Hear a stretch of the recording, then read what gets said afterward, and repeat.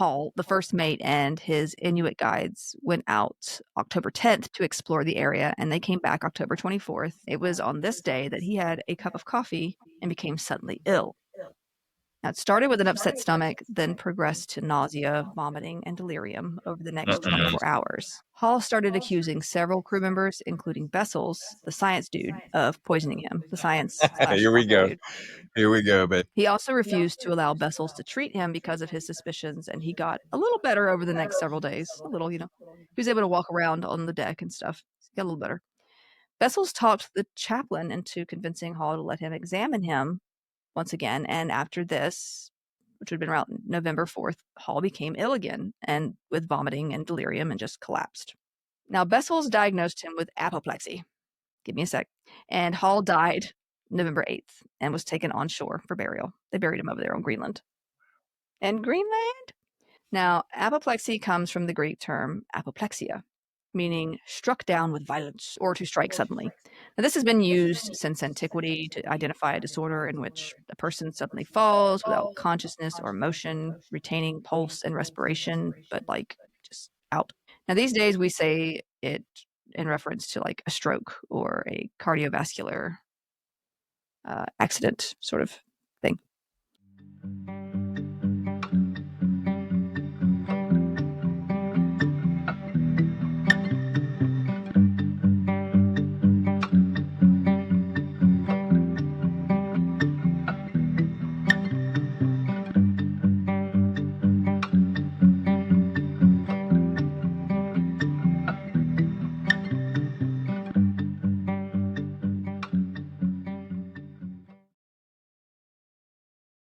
hello again, everyone. Welcome back to the Poisoner's Almanac. I am your co-host, Adam. I'm Rebecca. And we are in the same room for the first time in, how long has it been? Several months. I have no Several concept months. of time. So we expanded the video, and we were in separate rooms when we started that. Now we've gotten back in the same room because we missed the energy. Did you miss me? Yes, I did. But in order to get in the same room, we have had to set up the entire podcast rig on Becca's table. So yeah, I've been scrambling to get everything set up and plugged up in this in the studio where I normally am. We're both moved in here now, and as you can see, it's just a world of beige. Yeah. So we're gonna start filling up the backgrounds and stuff with cool things. We've got some succulent plant Lego sets that will start to appear. Thank you to my friend Shannon. Yes, thank you to Shannon. Nice birthday gift. Very much. So yeah, it's a work in progress, but we're glad to be in the same room again. That's the big deal. And you can probably see how close the quarters are. The table, what is this, like what is that, a 4 foot by 2 foot table? I think it's very small. It is. It's collapsible. It's pretty cool. It is. It's a very cool table. It's just not a whole lot of space. There are like 37 things clamped around this table. The table is like, yes. And my computer is like, yes, your computer. I've given my computer a name. It's Nandor the Relentless. Because it just would not relent. Yes, your computer is, the fan is absolutely running on maximum turbo. Yes, because it is tired. He's okay. So anyways, let's move right into some comments from you folks on Spotify. Carla says, love you guys. Also really random, but I've heard before that Sir Arthur Conan Doyle wrote Sherlock before he got really into spiritualism and sort of resented the character after, like he was over how famous it got and didn't like talking about it. Yeah. He did not like his character. He actually killed him off, and then he got threats about that. Like, what have you done? Then he did bring him back, probably more for money than anything else, unfortunately. But you know what? It was still good. I enjoyed the Sherlock Holmes series. Yes. Anton Hammerstrom, I think I'm saying that correctly. He said, very interesting and enjoyable to listen to. Thank you. You are welcome, Anton. Thank you very much. And he's got a little accent over the O at the end of his name. I think I wonder if he's from the Netherlands or maybe up in Scandinavia. I'm not sure. Not sure what that means, but y'all let us know. Anton, if you hear this, let us know. Liz Bianchini, our microbiology friend, she says, would love more on medication research. I have endometriosis plus a couple of associated conditions. It took 17 years. Yes, you read that right. 17 years to get diagnosed. Arguably the most infuriating research on endo is a literal study on whether or not having endometriosis makes women more attractive to men. I've seen, like, why are we doing that research? Where's the research on how to fix this? Yeah, and I think the main way to diagnose it still is like surgery. Like Exploratory you surgery. go in and Laparoscopic. like you can suspect it and be like, well, we'll go in, and while we're in there, we'll clean anything up, I guess. So. Well, I'll tell you what, kid. We're gonna bill your insurance 30 grand to maybe see if there is something. Yeah, it's just very invasive, but like yes. Otherwise, it's just here. Take some pills, and we'll see what happens. And it goes from like birth control pills to take some antidepressants, and it's like, well, you're gonna suffer, but you're gonna be happy about it. You know what I mean? Like there's just a lot of yes. It's a lot of BS. Yes.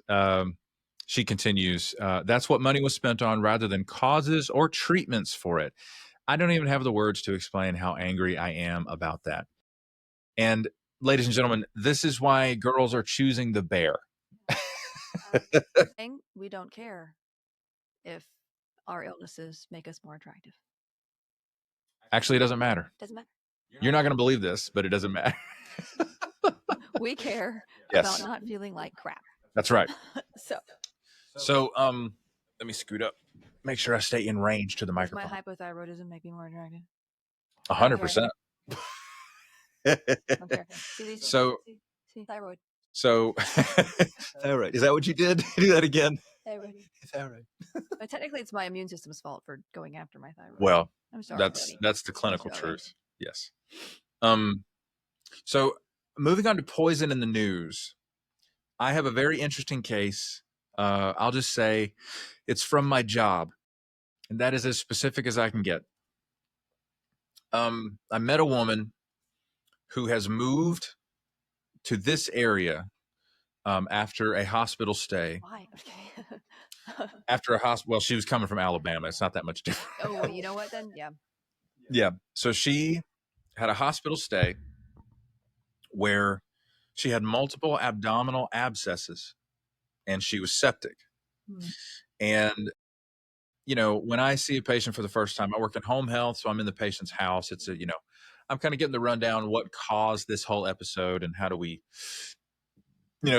excuse me, one of the main reasons home health exists is to keep people out of the hospital because it's cheaper to pay for home health services to keep somebody at home than it is to have them chronically readmitted to the hospital. They won't always pay for home health services either. Ta-da. Welcome to America. So she's moved here from a different state, from one state over in Alabama, and she was working 7 days a week, 12 hours a day, as a caregiver for Alzheimer's and dementia patients. And as soon as she said that, I said, why would you do? She's 65 years old. And I said, why would you do that? She goes, she started to get emotional. She said, well, it kept me from having to go home too much. And I was like, okay. I said, and she kind of started telling the story from there. Her husband is a current meth addict. They're in their mid 60s. Yes.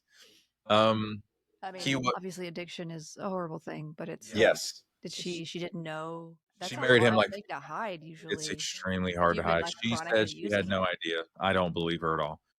But anyways, they only married like 3 years ago.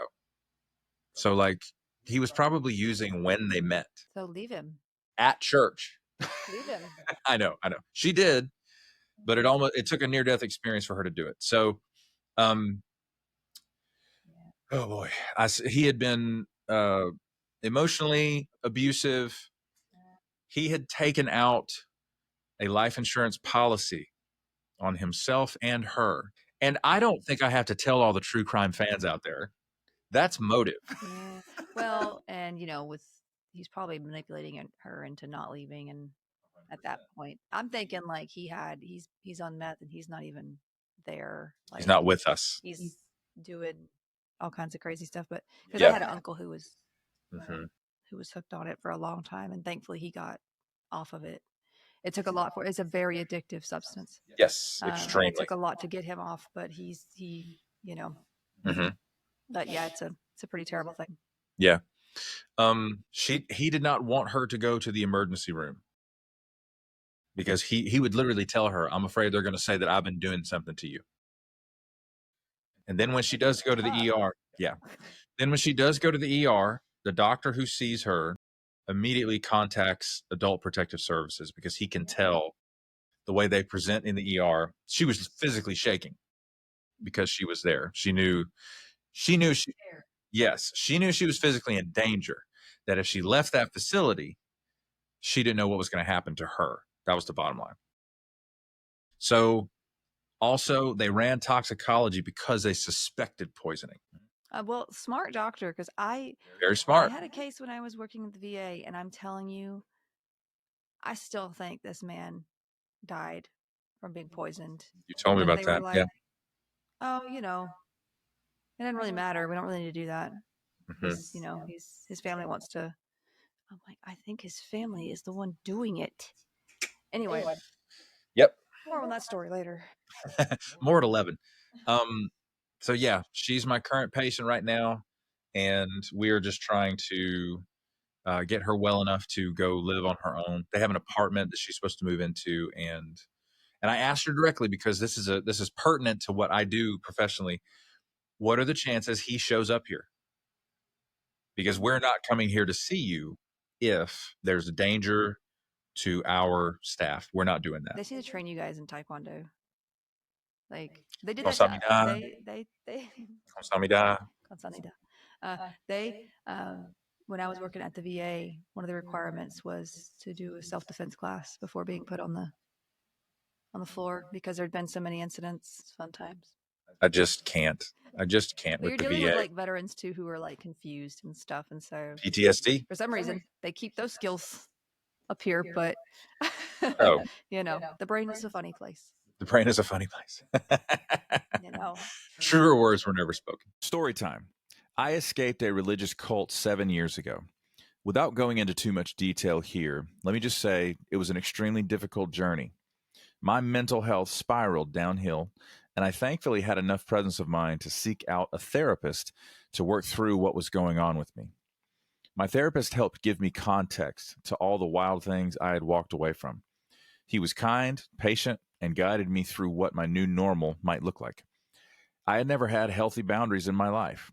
Therapy helped show me that as a result of being in a cult or a high control group, I had never fully become my own person. It's a shocking thing to learn at the age of 32. I learned how to communicate to the people around me what I was going to do, and more importantly, not do with my time, energy, and resources. BetterHelp is the sponsor of this episode, and they're on a mission to make starting therapy easier. BetterHelp is a platform where therapists and their clients can communicate effectively and get the most out of therapy. There's a journal inside the platform for personal reflection, and there are group sessions on a number of different topics available every day. Starting therapy is easy with BetterHelp. Fill out a questionnaire, and you will match with a therapist in as little as a couple of days. One of the best features of BetterHelp is that if the first therapist doesn't feel like the right fit, you can easily switch to another one until you find someone you really connect with. They carefully make sure therapists on the platform are well qualified, and their customer support team is there to help you if you have any questions. With over 7,000 reviews and a 4.5 rating on Trustpilot, BetterHelp is a platform you can trust.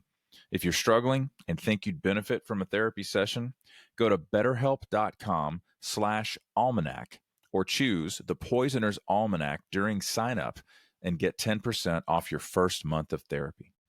All right. That will bring us to housekeeping for the old podcast. Make sure that you are following us on whatever platform you're listening on. We're racking up followers on Spotify. Thank you guys so much. Thank you in advance for leaving 5-star reviews on whatever platform you're on. Those are stacking up on Spotify as well. We're like at a 4.9 or something average. Yeah. We've The got like academic in me is like, where's my 0.1? I'm kidding. So we Everybody will understand that, like, went to school though and they got like a 98 on a test, right? And they're like, what? Really? 2 points, teacher? 2? and you'll think about that. I would.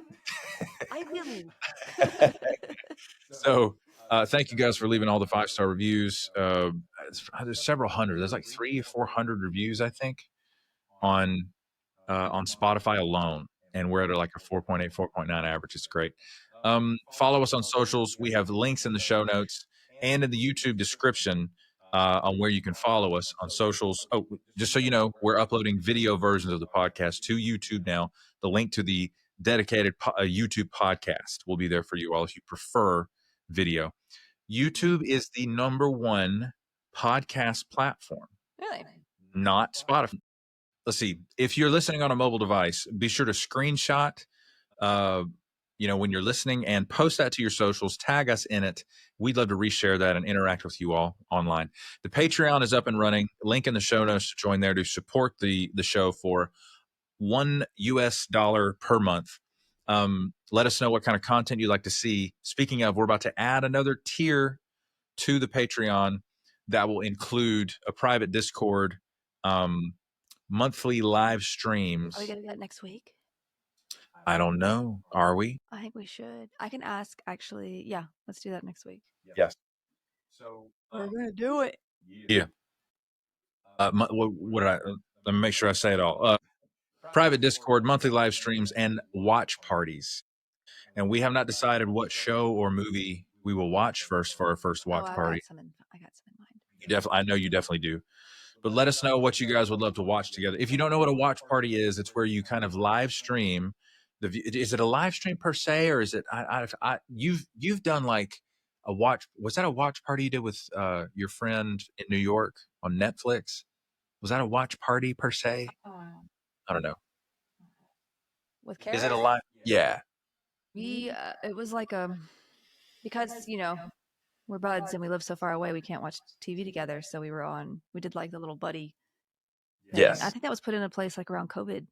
It was. And like, so we would watch Criminal Minds together in the middle of the night, and some of those episodes you're like, well, I'm going to die. Mm-hmm. Right. 100%. Of course, some of them you're like, why would you leave your door on? Okay. I'm getting you riled up. So anyways, yeah. All that will be included in the next tier up on the Patreon, so stay tuned for that. Patrons get perks, including weekly bonus episodes, the opportunity to leave us a voicemail that we play on the podcast and react to, and also you get shouted out by name on the podcast. And those people are as follows: 87 Pens Girl 71. Mara Santiago, Grace Lahan, Genevieve, Nahev Shatreet, Jay Went, Inken Hafner, Kira Yorsek, Tay of Sunshine, Monique, Shane R., Sue Steves, James Mills, Megan Geiler, Liz B., Woolly Wolf NZ, Mama G, Nicole Rivers, Richard Miyako, Heather Nolan, Kaylee, Sasha. I can see you doing that. That's hysterical. Okay. I lost my place. I'm sorry. Heather Nolan, Kaylee, Sasha Rubel, Maya Showstock, Maggie Jarm, Ogre the Viking, Lynn Rocket, Brett Moser, Lynn Rocket. Sorry. Yeah. Brett Moser, Zaid, Neil Houdini, Nicole Crane, Jefferson Vargas, Carmen Q, Sarah G, Knittin Ninja, Estar, Olive Octopus, Betsy Rich, T-Bug, Christine Moljadi, Morgan Brittingham, Blau Frosch, also known as Clara Jurisons, Vix, Anne Maria, Carl Ziegler Jr., Clyde, Jennifer Wilson Richter, Too Fidgety, Wendy G, Elena MK, Caitlin Martin, Pungrammed 101, Minnesota SPT, Tasha, Stuart Slattery, Simone Valdez, Christian Scradergaard, Maria Anna, Bonnie, Oma D, Rhinell Alara, Kristen Arnold, Aaron Carey, Lynn Simpson, Melissa Emmel, Desiree Davis, Jennifer Ramirez Johnson, Dalek Party, The Warped Witch, Sometimes Jules, Mr. Slave, Dizzy Dancer, Creative Otter, Yadmit, Supergirl Sway, Rachel, Anya Brandt, Ebby, Leah Marie Matson, Lady Digitalis, Jesse, Shay 10, Julia Franzoni, Sparks, Gloria Eichmann, Thomas Huff, From Strings to Things, Soy Kasumi, Jessica Gasparini, Robert Jr., Caitlin, nailed it, That's the best one you've ever done. Rod Mack, Donna Lankanese, Lauren Smith, Anna G, Serpentine Fire, Melanie the SLP, and please welcome our newest patrons, Stuart Lee, Solstice, and Chris Milanak. I think I'm saying Milanak correctly. It's got two consonants right next to each other, the M and the L. It's MLINAC. Also, solstice. We're approaching the summer. Solstice. Longest day of the year. Get- What? It changed Chris Milanak's last name. So I have to hit the X to keep it from autocorrecting. Welcome to my world, because every time I write notes, Exactly. what does it do? I know. And it won't Chris do it in front Milanak. of me. It won't do it in front of me. I go back and I'm like, you changed it. It waited until you left. It did. And I don't appreciate that. The audacity. So send us questions or comments with a comment on social media or a DM, however you like. And that will bring us to today's subject matter, which is I'm going to play a little game. I feel like that jigsaw guy. Do you want to play a game? Does anybody ever go like, no? But it's called, Was It Poison? Oh, all right. Ta-da! Some of you are going to be like, where did all that stuff come behind her? Come from behind her? I almost forgot a good preposition there. Yeah, Becca is gifted like Rhiannon from Fourth Wing. She can move objects from one place to another with her mind. I freaking wish. You know how much easier that would be? Twould. Or teleportation. I never have to drive again. I hate driving. You do. But you married me, so you actually don't have to drive ever I've again. got some bowls. Yes. Yeah. One of them says Aqua Tofana. Yes. Because I used my Cricut. Yes. Like one of those Cricut people. Yes. It looks so good. Between our first part recording and now, like just in 24 hours, she's done all that. Yeah, it looks I had great. some help. Aaron helped me. And then Yes. I've got my little Edgar Allan Poe. I've had this picture with Edgar Allan Poe and the Raven and stuff since like 2 Halloweens ago. And I literally got it because I was like, I want this for like everyday use, but I don't know where to put it yet. And here we are. So I was like, it's cute. It's, it's like a Halloween decoration from Michael's. But I was like, but I like it for like all the time. So works great. Halloween is year round for you. Let's be honest. It's fun. Also, yesterday was Friday the 13th, so that's kind of fun. Ooh, witchcraft. Yeah. It's just kind of a fun thing. So, but we are playing a little game called Was It Poison? I know I mentioned that before. Yes. We cut from beige to not beige. Slage. Slage. Just kidding. It's a combination of slay and beige. Just made that up. Quite proud of it myself, to be honest. Oh, that was so good. Slage. Slage queen. Also, this is Adam's phone, in case you ever need to know what it looks like. We're so mom and pop around here that if you ever want to know what our phones look like, we have conveniently included them in both camera shots. Well, this is a small desk, and honestly, it's taking up a lot of my space. Sorry. And okay. More ways than one. I'm just saying. It's wow. Just a lot. It's a lot. Wow. It's a lot. Wow. Anyway, back to the game. We are actually. I came up with this because there are some. There are some historic details about some historic people and the ways that they have. I can't get there because my fox was in the way. And one of these people you will definitely know. If you don't know this person, we need to talk about some other things, specifically the education. You know what? It's 2025. We probably need to talk about that around here anyway. because I have heard some things. And the other one, I'm going to explain to you who these people are either way, even if you don't have a background in history or a huge special interest in history. You might after today, though, because it's quite interesting. So yeah, there's been some mysterious deaths or incidents throughout history. I mean, these aren't the only two. And if you guys enjoy this, I could find some more historical people to talk about or some instances, because we can totally get weird. I love weird stuff. I am a connoisseur of weird stuff. You are. So I like that stuff too. So we could talk about the Dyatlov incident. There's been some theories of poison in that one. I'm not sure how much of that particular theory I believe in, but we could go into it. There's different versions where people are like, oh, this is this version of the Dyatlov, or this is that version of the Dyatlov. That's how crazy that incident was, and some of the other things that have followed in different places have been as well. So we could talk about some weird stuff too. And by weird, I mean we just don't know what the heck happened. Gotcha. Gotcha. But those things happened, and we don't know why. So we could talk about that stuff too. It'd be interesting.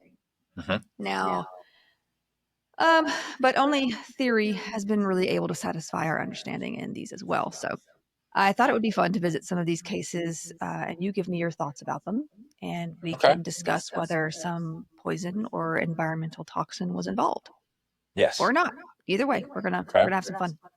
So let's talk about someone most people, I hope, will have heard of. I know our French listeners and European listeners, of course, will have heard of this dude, Napoleon Bonaparte. Anyone? Yes. Yes. Whether you love him or hate him, let me know whether you love him or hate him. I don't know what people think of him. Over here, we're just like, that's that short guy, right? With the ego problem. We literally know him only from the Napoleon complex, which I've heard is kind of he was actually pretty average size for his day.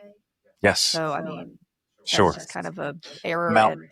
Malnourishment was much more common in those times. Or we could be just huge. I don't know. I'm not. I'm 5'5". Huge, bruh. I'm 5'5". I might be 5'4" now after childbirth. You shrink sometimes. It's like I shrunk and then my foot actually got bigger. Isn't that weird? My foot got a size bigger after having Camilla.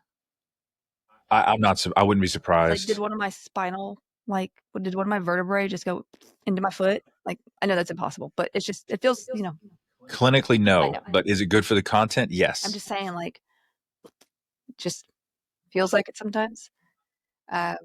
Anyway, back to good old Napoleon here.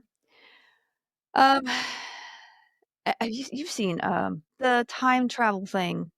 They probably totally stole the whole traveling through time in a phone box from Doctor Who, but it's the two guys. Bill and Ted's Excellent Adventure. Yeah. Dude. Bill and Ted. And they bring back Napoleon. They do. And he goes to the water park, and they're so annoyed with him because he's so whiny and he's just and he's speaking French. They don't know French, obviously. They don't know a whole lot of anything. That's why they're failing history. But they take him he goes to the water park, and he is having the best time of his life. Anyway, we got to rewatch that movie. It's great. So we're going to talk about Napoleon for a second. He was born on the island of Corsica in 1769. He was also known as Napoleon the First. If you're not first, you're last, I guess. And was a military leader and emperor who conquered a lot of Europe in the early 19th century. Yes. I've always gotten just big ego feels from dude. I think though he had other things going on as well. Obviously I don't know the guy personally, but from what we've been taught over here, big ego kind of guy. But some people loved him, and so I feel like depending on what side you were, you're going to hear different things about him, right? That's just kind of how that works. Unless you're hated by everybody, and I mean we know who those people are. Anyway, now along his ride to power, he rose quickly in the French army, especially during the French Revolution, the chop years, if you will. It wasn't really chop, it was more like chop. Yeah, one chop. Anyway, he was acquainted with the Robespierre brothers. Do you know who those are? Yes. Yeah. They were big proponents of the whole reign of terror that defined the revolution after they were guillotined themselves, which I found rather ironic later. Like they were like, got his head off with his head. And then the next thing you know, they're like, off with their heads, Yes. like I was dialoguing in comments on a social media with somebody who is literally a member of what's known as the ACP, the American Communist Party. And I replied, they suggested that, we need revolution. And I'm like, revolution is not a sustainable form of governance. It's not like, yes, lobby for change, protest, advocate, all that, but revolution is not. The French Revolution was grotesque. It was violent. There were, I think, I mean, I get why it happened. But I think there were some people that were probably not treated fairly even then. Sure. But it's a monster that will devour its own body. I mean, it was something that happened because people were like, I'm done. I'm tired of this. I get that. There was a large, a critical mass of the population realized they had no recourse. Things just exploded, basically. Like I've heard, like Marie Antoinette people kind of made her out to be a horrible person, but she wasn't. She didn't actually say "let them eat cake," right? Yeah, it's attributed to her. Yeah, it is. I've heard people. I think people didn't like her because of her status, and she wasn't living the downtrodden life they probably were. But I've heard she's had some pretty rough critics over the years that weren't necessarily accurate, if that makes sense. But anyway, it was a pretty rough time, and people who like scream for revolution in that way, like there are ways of doing it where you're not cutting people's heads off, but it's like you just want violence. Someone in America? Angry. Yeah, and I get that. You're angry, and it's okay to be angry. Maybe not cutting people's heads off. I don't think it's going to be as productive as you think it will, because here's the thing: the people that start cutting people's heads off, they're going to get just like the guys who are in charge now. They're going to want power too, and they're just going to turn it. And that's what happens historically, and what you're going to find out in just a little bit, because it turned around on the Robespierre brothers. Yes. And then a whole nother government was set up, and it didn't go well either. So, yeah. So let's talk about that. And don't get me wrong, I'm not saying like you should not. The powers that were before the whole reign of terror / revolution thing, like, I mean, they had it coming. I mean, they were, it's just people got angry and people lost it, and people starving in the street. Yeah, but they're building the Versailles Palace. So it was set in motion by the same people who lost their heads. Don't lose your head. So it's a tough situation. Yeah. There's a TED Talk from a tech CEO who is really not, he kind of got out of that business, so to speak. He's permanently wealthy. He's like top 1%er, but he has a TED Talk out there where he literally says the pitchforks are coming. Yeah. Like he literally tries to sound the alarm, like, yeah, if you guys keep trending the way that you are, it's gonna French Revolution up in here. And here's the thing, like, do I think we should go around cutting people's heads off? No. But I also feel kind of chaotic neutral, where I'm like, I mean, I feel chaotic neutral. Like, oh, what a vibe. You play stupid games, you're gonna win stupid prizes. I feel chaotic neutral. It's like, I don't know, like, it's just, I felt that deep in my soul. I am chaotic neutral. That's such a great way to describe. Like, I don't personally want violence, but it's like you see things set in motion that are like, we've seen this before. Wow. Gonna watch that play out. Chaotic neutral. So I want to make a whole video about that later. Man, you're a genius. I wouldn't say that, but I would. So yeah, it's the fact that this is the reason too why history is so important. We should be learning from history. Oh my God. Do we? Not enough. We should also be learning from science, but here we are. Okay, back to the chop years. It makes me feel chaotic neutral, if you will. So, the Robespierre brothers, they ended up getting themselves. And after they were guillotined, Napoleon was under house arrest at this point for his ties to them. Things are just getting crazy That's how he became imprisoned. for a time. Well, Right. then he. Okay. You There's probably. several instances we're going to talk about. Okay. But I'm immediately thinking of the Count of Monte Cristo. Was he in jail at that time or house arrest? Yes. He was on Malta. Remember? Was this when he was exiled though? Because that happens to him later. Too. Yes. Dantes and Mondego, they come ashore on Malta. Mm-hmm. They know that Napoleon's there, but they're coming there for refuge or something. There's something's up with their ship. Okay. I think it was Malta. And Dantes meets Napoleon face to face. He agrees to carry contraband. He agrees to carry a message back to the mainland to set another uprising in motion. But he doesn't know that because he's illiterate. Remember that? Yeah. Well, okay. Wait, who's illiterate? I was about to say, Napoleon wasn't illiterate. Okay. No. Anyway, it'd be funny if he was and he got all this done as someone. Anyway, moving on. He's doing that now. Sorry. Anyway, he regained favor, and after helping to stop an insurrection against the revolutionary government in Paris, he was promoted to major general and continued his way up the ladder. So you've got the chop years. You got Robespierre and his peeps like, yeah, cut the heads off, and then they get their heads cut off, and now you've got another insurrection coming through, and there's a lot going on.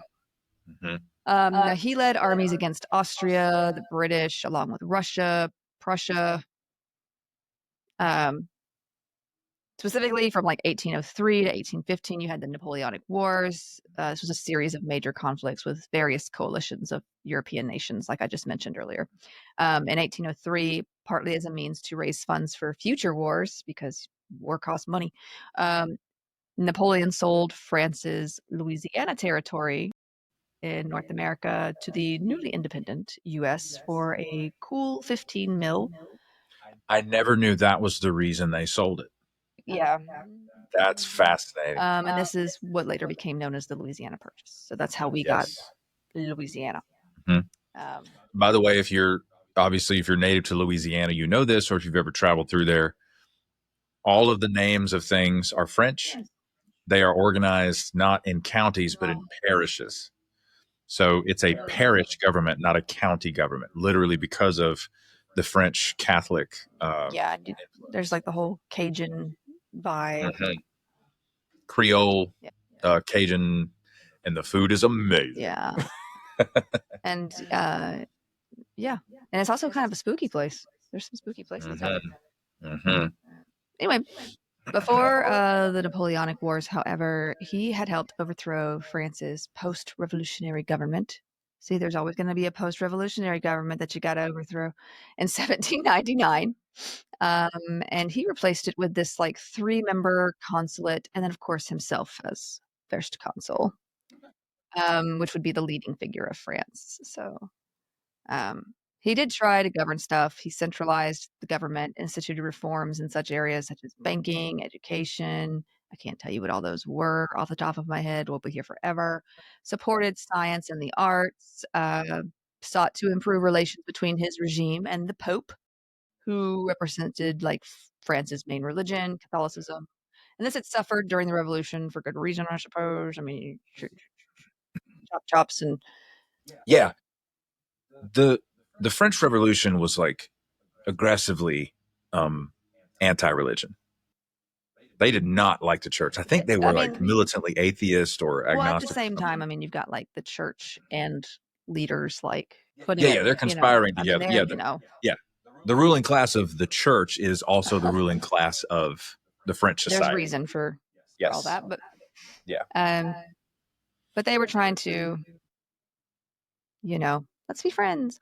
But so one of his most significant accomplishments was the Napoleonic Code, which streamlined the French legal system, and it apparently continues to form the foundation of French civil law to this day.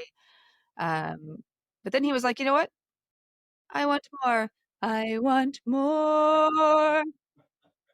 I want to be where the people aren't. I'm just kidding. So he makes this amendment to the law stating that he would be first consul for life forever. That from Sandlot. Forever. But that was in 1802. He was like, well, you know what? I'm just going to do this my whole life. And then he made himself emperor in 1804. He was like, you know what? That sounds better. Emperor. So then you've got more war, then his downfall, blah, blah, blah, lots of stuff. He got cocky. I mean, he kind of already was. He began underestimating his opposition and making bad judgments. And it's pretty much believed as well that he had syphilis. And as we know with syphilis, it can move on to stage 3 and start affecting the brain. So I don't know how much of that is connected with neurosyphilis at this point. What his, how much of, anyway, it can mess with you neurologically speaking. So, but that could, I don't know if that was happening around this time or not. It's really, I think, mainly speculated that he did have syphilis. So, but he was making bad judgments. His military took a lot of hits, a lot of losses, and then Napoleon ended up retreating back to France. Then Paris was taken in 1814 by a coalition made up of Austrian, Prussian, Russian, and Swedish troops. Anyway, by April 6th, 1814, he was forced to abdicate his throne, emperorness, and he was exiled to Elba, which is an island near Italy. Elba, excuse me. Was it? Yeah. Not Malta. I was wondering, I wonder if that's the one he's talking about. Sorry. Elba? Elbow. Elbow, okay. Be great if it was in the shape of an elbow. Makes me think of elbow pasta. Is Elba Italian for elbow? Never mind. I'm going to stop. Okay. I was thinking about pasta and like how the macaroni, is it the macaroni, the elbow pasta? You know how it says on the box elbow pasta, but you're like, macaroni? It does. Is macaroni? It does. But yeah, so he's exiled there. And for some reason, he was given sovereignty there, like maybe to give him something to do to distract him, like a bad toddler. I don't know. Like, here you go. Here's your flag. I don't know. So that's hysterical. But it didn't work because he escaped the island a year later on February 26th, 1815, showed back up in France with about 1,000 supporters. The guy could really talk to people, apparently, on March 20th. The crowds in Paris cheered for him. Their then king, Louis XVIII, fled. Okay. He's just like, anyway, the coalition that thought they were rid of the guy started prepping for war again. Napoleon was like, bet, and he raised up a new army. Things seemed promising for him when they defeated the Prussian troops at the Battle of, was it Ligny? Ligny? Ligny? I know I'm getting it wrong. Is it Ligny? That sounds too easy. It can't be Ligny. No idea. Is that in France? Where is that? Hang on, I'm going to look it up. I think, hang on. Ligny. Because I don't want to be offending people. That is not how you say it. I'm so sorry. Ligny, how to pronounce it. Yes, we don't want to disrespect the people in our listenership who were veterans of the Franco-Prussian War. I mean, I don't want to be haunted. Okay, if I get this wrong, you can blame Google for this. Okay. howtopronounce.com. Perfect. Ligny. Ligny. Not like the Tower of Pisa. I'm over here. Ligny. Ligny. I'm sorry to my French fam. Ligny. Don't hate me. Anyway, so the Battle of Ligny. Gotta get it right. And so that went well for him. This was, he invaded Belgium, so this is where that's likely Belgium, okay. All I can think about is Poirot, because he's like, I am not French, I am Belgian, because he speaks the French. And so, yeah. Now, until, seriously though, it all fell to pieces when Napoleon's forces were crushed by the British and the Prussians in the Battle of Ligny. No? Big one. There's a painting of it. Waterloo. Yeah. Woo! Is that why he likes the water park? The water slides? That's a great question. At Bill and Ted's Waterloo. Okay. So this was on June 18th. So, props for his motivation, I guess. I can't get up to get a second cup of coffee, and dude is escaping islands after being defeated once to get a cup of France. He's motivated. Okay. And just being defeated over and over again. This guy did not have rejection sensitivity disorder, obviously, because he just wouldn't relent. He is relentless. No, I am pillaging everyone, you included. Anyway, so he, like I said, he likely did have syphilis, though. So I don't know. Does syphilis give you the motivation to do this kind of stuff? I don't want it. I'm just going to stop there because I don't. Some level of encephalopathy comes from syphilis. Move on, because that makes me sound like, oh, I need motivation. Should I have syphilis? No, I'm good. No, thank you.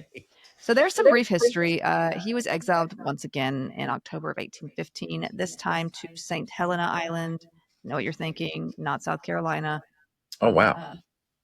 This is a British-owned, or was a British-owned, I don't know who owns it now, honestly, island in the South Atlantic that was far away and pretty remote to his further annoyed enemies, because they were like, oh my God, send him somewhere he can't come back from. So it was there that he died at the age of 51 on May the 5th, 1821.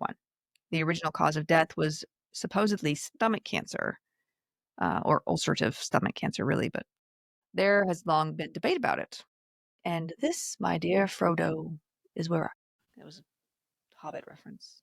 Just saying you could have given me a little more for that. Sorry.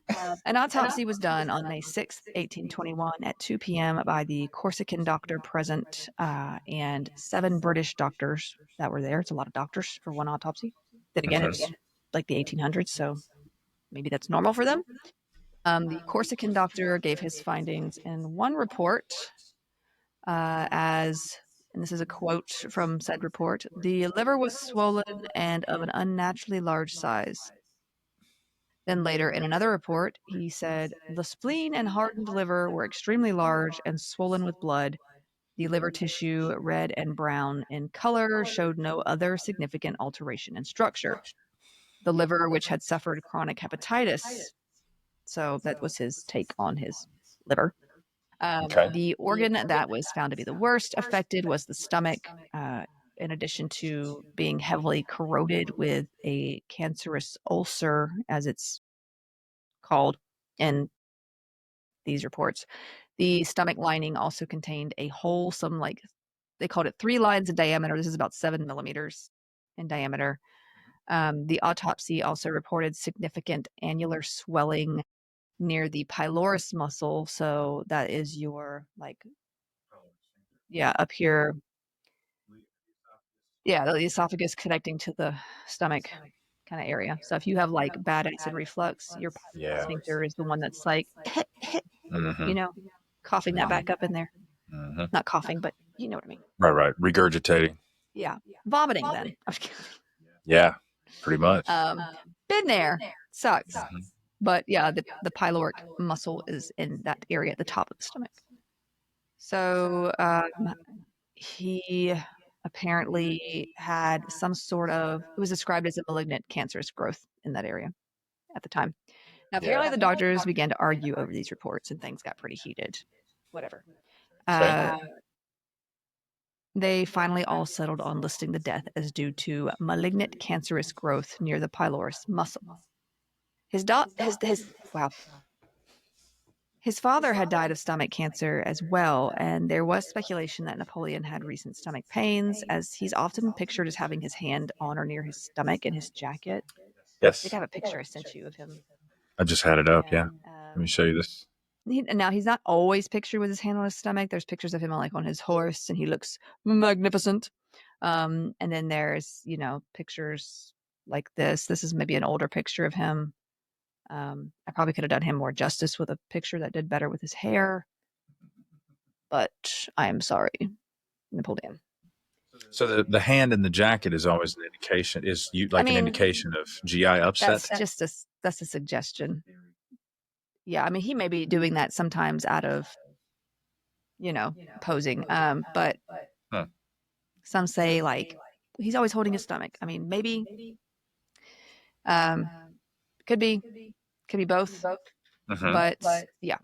So let's back up for a minute though. It was noted that Napoleon, like others that had been sent to this island, dealt with various mild ailments due to the climate, inadequate food, and poor sanitation.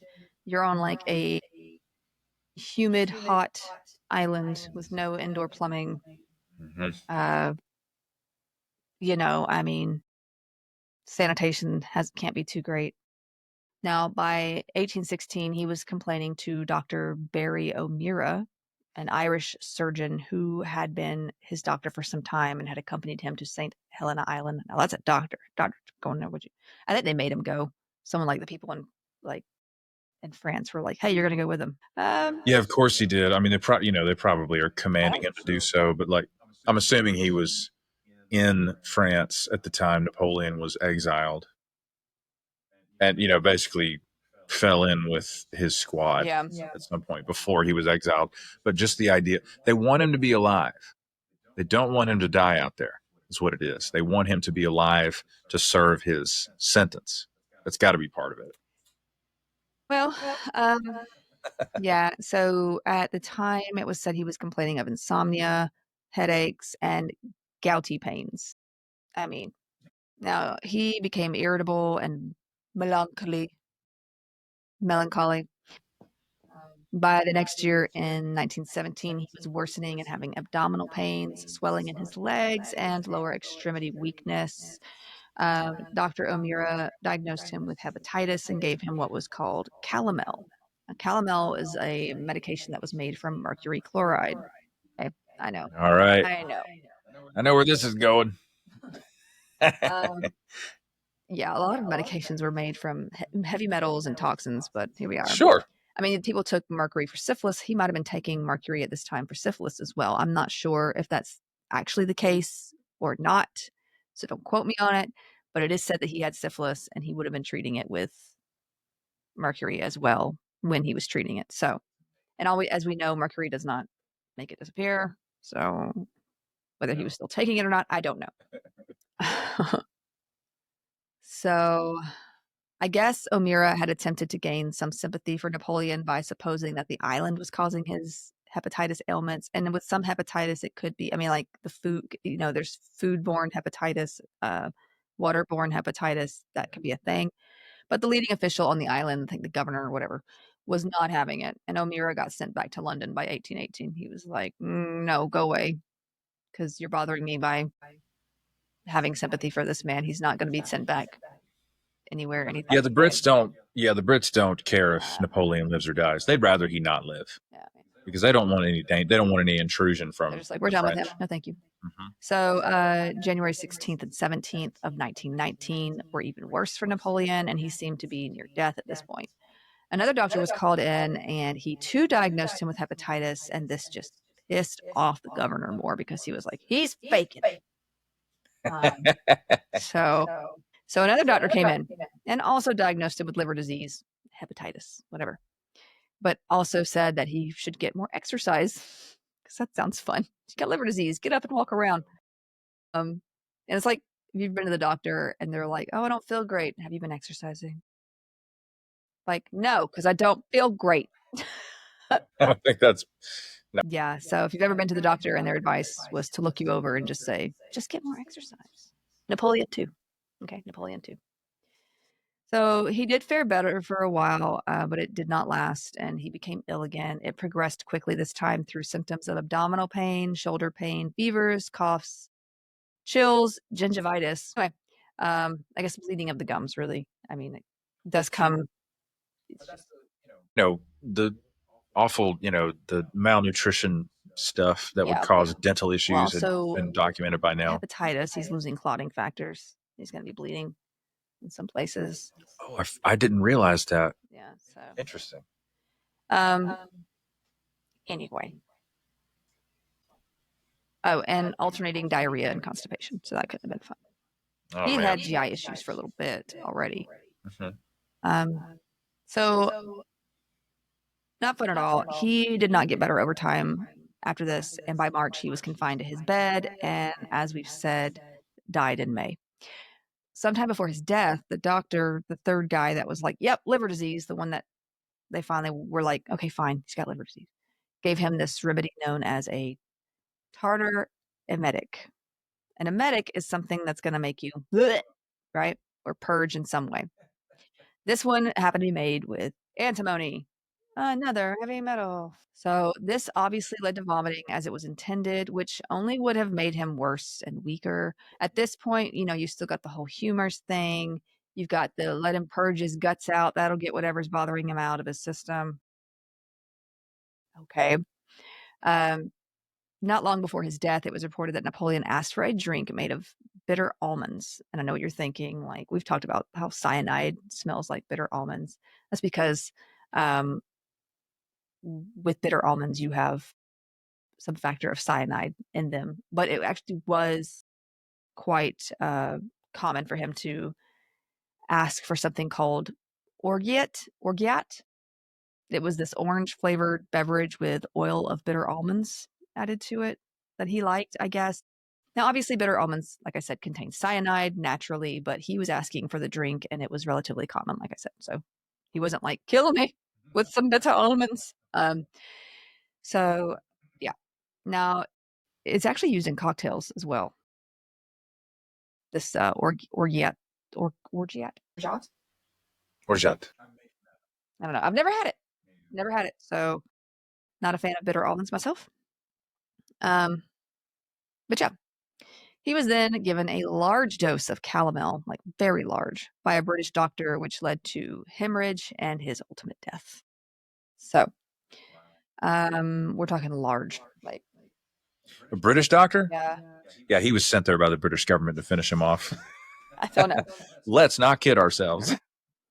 So we have reports and possibility of Napoleon being given quite a few heavy metals. We've got mercury, antimony, cyanide, more mercury. There was controversy pretty early on as to Napoleon's cause of death. It should also be noted, like I said, he might have been treating himself with mercury for syphilis, although I'm not, like I said, not certain when he last did so before his death. He also may have had tuberculosis, pulmonary tuberculosis. That's not like, I only found that mentioned in like one source though. And I'm like, if he did, maybe it was like early, like it wasn't super advanced. I don't know how you would sort through all the differential diagnoses if he's coughing up blood. Like he sounds like he's got a Barrett's esophagus. Yeah, That's what it sounds like, because the pyloric sphincter is just giving out. Got holes in his stomach. Yeah, there's no way to separate his esophagus from his stomach. So you got the constant bathing of the lower esophagus with stomach acid, which is why Barrett's esophagus can lead to esophageal cancer. He may have had tuberculosis, pulmonary tuberculosis. I'm not sure how true that is. It was just mentioned in one source. I thought I'd mention it here. He was sick as a dog. Yeah, he was not feeling great. Now, Napoleon kept a diary, and in it, just 3 weeks before his death, he wrote, "I die before my time, murdered by the English oligarchy and its assassin." So was he just... I knew it, bro. Okay, he's no fool. He knows what's going to happen. So was he justified in saying such or just paranoid? Right? I'm with him. I'm with him. Now, also, he may have had stomach cancer or the beginnings of it with that mass near the pyloric muscle. His death did not result from the cancer itself, but what seems to be a variety of things. Just because cancer or ulcers are found, that does not mean it's what killed them, right? I mean, it might have been what eventually killed him, would have eventually killed him had he not died then. Because he did have ulcers in his stomach. I mean, it might have been something genetic, as apparently his father did too. I mean, he led a pretty stressful life, and stress doesn't necessarily cause ulcers, but it can make them worse, right? Because you can get all that acid buildup in your stomach, and if you already have a genetic predisposition, if he's drinking, that can worsen things too. There's a whole bunch of things that can cause and worsen stomach ulcers and things like that. So yeah. In 1821, cancer and ulcer were terms used simultaneously for the same condition.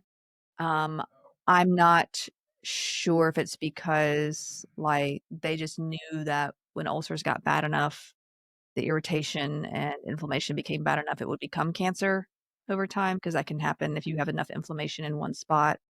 Like colon cancer can come from years of certain autoimmune disease causing inflammation in that area, right? There's a risk factor involved in, like, well, if you have this particular disorder that affects the colon, you have a higher risk for colon cancer in the future. Does that make sense? So I'm thinking maybe they were like, well, if he's got an ulcer, it could become malignant. I think at this point, though, that one had, because it's what they're saying, it looked pretty bad. Anyway, just giving that information out there. The diagnosis of hepatitis is also kind of vague in terms of his death. The liver may have been swollen and ill, but his death occurred technically from the bleeding out after being given that large dose of Calabel, which happened mainly because of the ulceration of his stomach. So they're giving him this, like, they would have given him the Calomel in their mind to help with the liver issues. Did it? No. But that's what they were, that, Was there any mention of what we would call ascites, the abdominal swelling? I didn't see any. I don't doubt that he would have had any. I know he had swelling in his lower extremities, but he might have been standing a lot. I mean, he was a bigger guy. I don't even know if they checked for that when they were looking at him. I don't know why they wouldn't, knowing that he was having stomach pains. And I don't think they're doing that much on this island. Because they request multiple medical opinions because they don't believe him. Right. He faked it. Mhm. So yeah. So lot to think about. So he would have been dealing with chronic stomach ulcers, at least two, one being substantially worse, and at least one of these may have been cancerous or becoming cancerous, also liver problems. So that's what we do know. What are some other theories behind his death? Obviously poisoning, or I would not be discussing this, but not poisoning from the already mentioned heavy metals, though they did not help, I am sure. In 1961, a Swedish dentist in Forsjuvud, did I say that right? I hope. It sounded good, but I don't know if it's right. Any Swedes that are listening, please let us know. Alongside Dr. Hamilton Smith from Glasgow and Dr. Anders Wasson of Sweden. So this little group. Yeah, Anders is a Scandinavian name. This group basically had this idea that Napoleon could have died from arsenic poisoning based on new evidence of arsenic levels that were found in his hair that had been collected the day after his death. The hair had been collected after his death. The testing was done much later. You get my drift. Someone had kept his hair, and it was. Now the levels measured at 10.38 parts per million, which is 13 times the average amount. They did say, however, that they could not tell if it was exposure over time or with one large dose because there were just not enough hairs at this time. And the specimens they did have were too short to see the progressive, now you can have hair and it's you can see along the shaft, where the poisoning took place. Basically, it's pretty fascinating. Now, a year later, they published another report on arsenic found in hairs taken from Napoleon from a different confirmed source through record and testimony originating from the one who saved Napoleon's head. Not saved. Thanks, Apple. Shaved. Not saved his head. That'd be gross. Through record and testimony originating from the one who shaved Napoleon's head before the making of his death mask, if you will. They did all that. Wow. And these were longer, so they could get better results from them, I guess. These hairs were shaved, like I mentioned, not cut, so there would be better detail and such. After testing the hairs in this batch, it was concluded that Napoleon had been exposed to high levels of arsenic intermittently for about 4 months before he died. They also explained that the arsenic could not have been added later through such measures of spraying, dusting, or dipping. So, that it had to have been ingested and then deposited there by his body. Now, it has been noted that when Napoleon was exhumed for reburial in Paris in 1840s, he had been previously buried on St. Helena despite his wishes. He wanted to be buried somewhere along the Seine, I think. But they did rebury him in Paris later on, 1840. So, 1840? Yeah, That's really not that long after. No, they exhumed him and reburied him. That's fascinating. That means the French, for some reason, wanted to honor his wish. I think there were some French who liked him, though. I mean, they cheered for him when he came back. Yeah, he turned the French, he turned the French into a imperial superpower. So and like I feel like I have no. I feel like I have no say in whether dude was cool or not. I mean, I can have some sort of say, but it's like I don't have enough recognition with Napoleon or the things he did for or against whoever to like say whether or not love him, hate him, whatever. Yeah, I mean, for me, he just kind of falls in with like Alexander the Great. Yeah. If he'd have been Great leader, but like, of course, gifted to lead, but he's did some good things, did some bad things. Yeah, he's he's probably a dark personality triad. To have the utter conviction and belief that you should dominate the world is pathological. And I think he had like the neurological stuff coming from the syphilis too, added to that. Why not? Not that he was insane, but I'm sure that didn't help. No. Sure, yeah, didn't no. help. Yeah. But I'm pretty sure he had an ego early on either way. Mm-hmm. And usually these are people who are incapable of carrying on actual authentic relationships with another human. Oh no, I mean they're always, the only relationship they have to the world is dominance. Yeah, and he was married at one point to a woman who already had children, but I think she's the one that they suspect she's the one that may have given him syphilis because she was basically barren at that point. She couldn't have any more children. So it seemed, because once she couldn't give him an heir, he was like, see ya, like so many men back there like that were, and like ended up with somebody else. But he had a lot of illegitimate children too. So I mean, of course, he's a real man.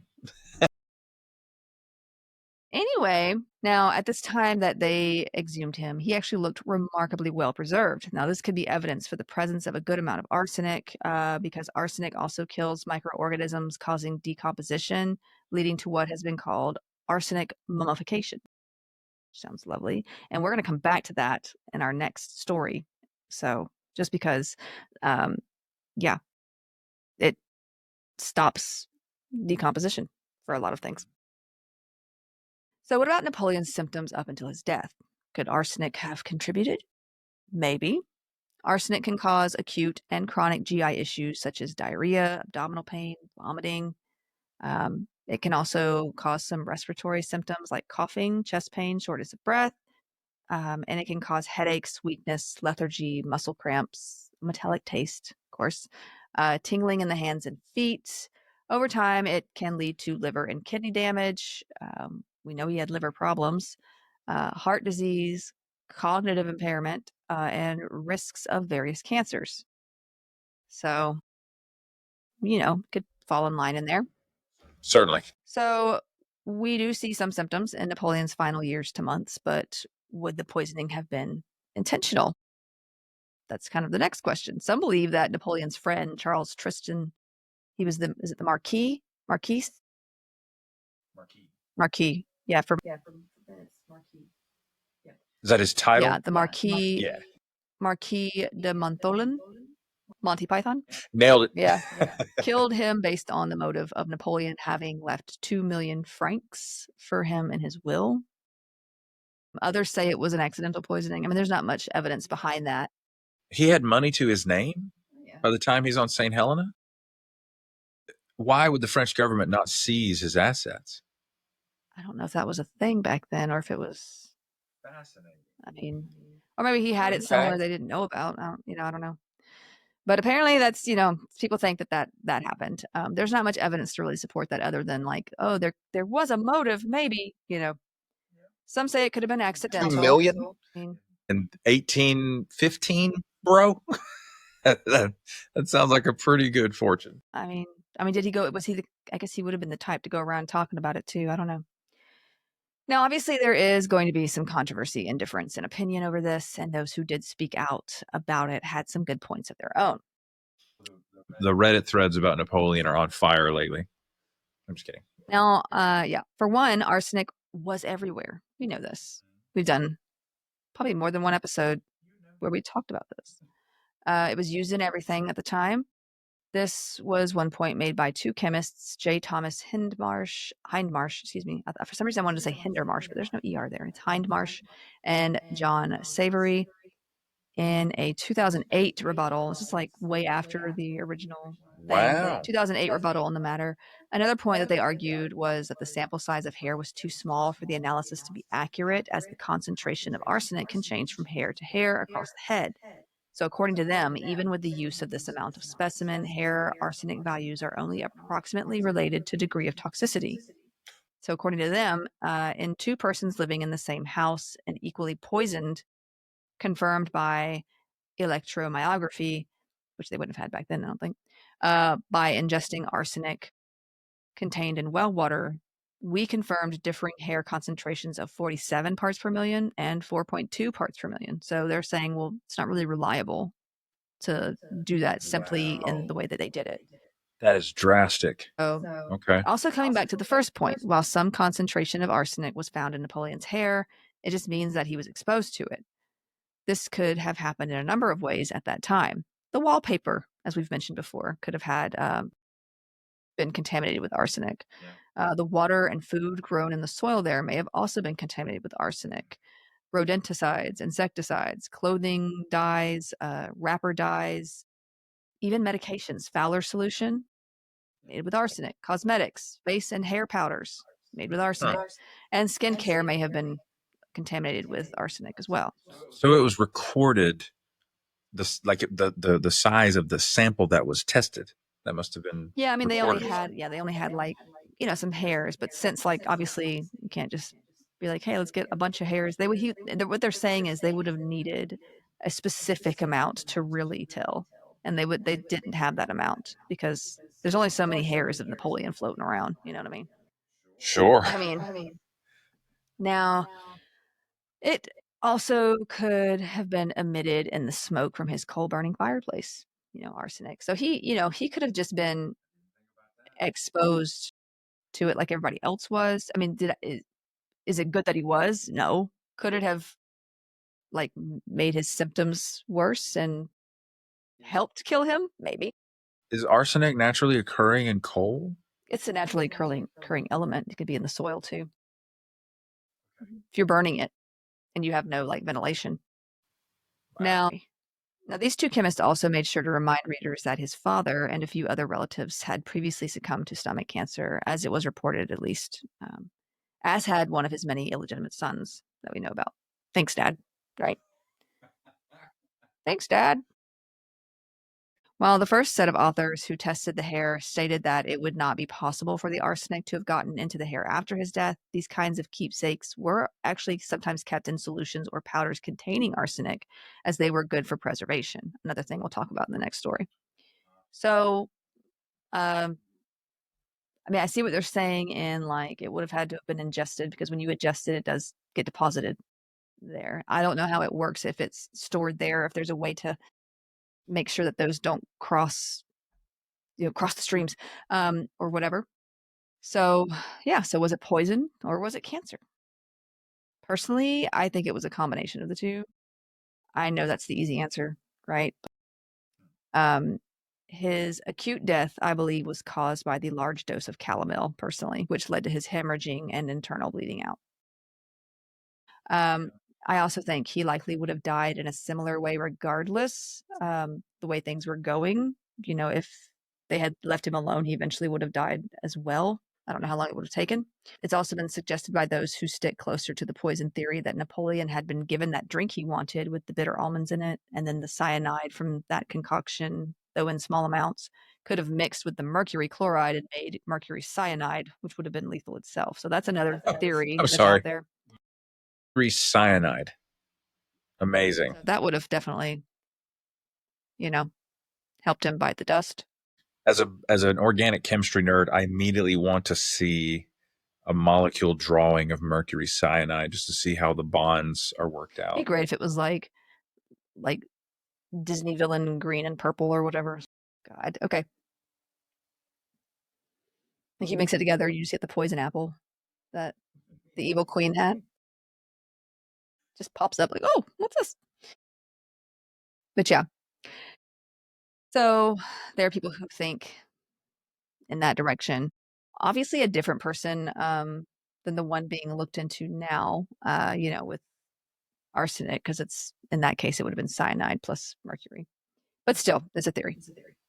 He was also known to drink large amounts of this apricot-based drink. Like my favorite LaCroix are apricots. um, not made with. Anyway, you get me.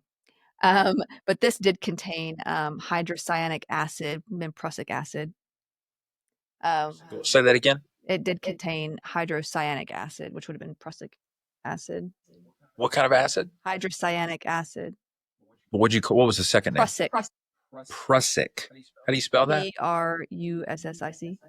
Oh, okay. Prussic. I've never heard that term before. Prussic acid. Prussic acid. Okay. Which is kind of funny because one of his enemies used to be the Prussians. So he did prussic acid. And that's motive. Anyway, I'm just making connections that don't matter. Well, listen, it is a true crime podcast. I'm sorry. So in enough amounts, this is also toxic, obviously. So that and mercury could also have done the trick. I mean, it feels like there's 73. If he had that drink, it feels like there's 73 different ways he could have been poisoned, and we just can't rule them out. But I'm still on. He was poisoned. I'm still on that train because it's just not that hard to do, and the motive was absolutely massive. I mean, you're talking about 10 or 12 different countries across the world. They're like, he should probably die, and we should make it happen. I mean, he has some enemies. Let's be honest. Yes. So this is like Caesar. They just stabbed him. They didn't go through the ceremony of poisoning over a long term. Anyway, I remember reading that story like back in the day, and I know like obviously you have the Shakespeare story, and then you have like the what actually happened, whatever. But I remember being like, dang, that's messed up. I mean, Caesar got out of his head for a little bit, but dang, that's messed up. Anyway, happened a lot though. So yeah, still, it's known for a fact that the original autopsy, according to that autopsy, he had several stomach ulcers and bleeding. Would he have eventually died from that? Probably. I mean, there was no like real treatment back then. It would have been, he could have bled out, and the cancer itself would have done all that. But, so all sorts of ways. I'm of the opinion, though, that he was slowly being poisoned with the arsenic environmentally, along with others that probably were also being slowly poisoned with arsenic. That makes me wonder what was happening. Yeah, that makes me wonder if there were any symptoms from anybody else who was on St. Helena long term. I mean, because with the headaches and the, cognitive issues and eventual liver problems, things like that. I mean, now, because the environment could have been prevalent with this particular toxin. Now, I don't think it was intentional personally. Just environmental poisoning that likely exacerbated his symptoms and may have even heightened his risk for the stomach tumor or cancer that was reportedly found. It could have been attributed to some of his symptoms early on as well: the headaches, fatigue, GI problems, liver damage later on. I also think, however, that he was dealing with stomach ulcers already, and they worsened with time, or maybe even with further arsenic exposure. We can't really be sure what came first. I mean, seeing as though it was genetic, he likely had some issues before, if he was having them. I think arsenic was causing him some illness, but it was the ulcerations and bleeding that killed him ultimately. Let's not forget that he was being exposed to other heavy metals as well as God knows what. As for intentional arsenic poisoning, there isn't any like great evidence for it. I mean, I've given you the science behind whether it was or wasn't. There's really no great evidence for it. So the theory I think I most agree with is the medical misadventure theory. It basically takes into account that he may have indeed been suffering from some environmental arsenic exposure, as well as ulcerations of the stomach, possible stomach, cancer. But what killed him in the end was the combination of treatments given to him, such as the high dose of calomel, the mercury chloride, and the emetic made up of antimony. Certainly they didn't help. So I think it was more of a combination of, exposure to this toxin, and then ultimately medical misadventure. Doctors are like, let's give them some more of that. And Death by a I thousand think that cuts. was yeah. I was thinking about this earlier. Like, it's so funny to hear people who are just like fully given over to what I would call skeptical hedonism, and like they hate, in particular, they are constantly suspicious of doctors or medical professionals. And I'm just over here. I know these stories. I work in healthcare myself, and I'm like, my brother in Christ, do you understand how much more skilled these physicians are than the ones in 1815? Like, okay, I'm all for patient advocacy and for just being pragmatic with your own healthcare. I'm fine with that because I'm that same way with my own health as well.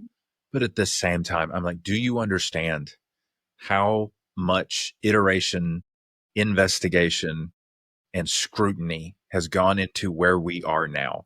Scientifically, yes, but I do know that there's also stuff like the Tuskegee experiments and Well, of things that course, would, of course. if you're hearing stories from relatives, that would be like, wow, that happened.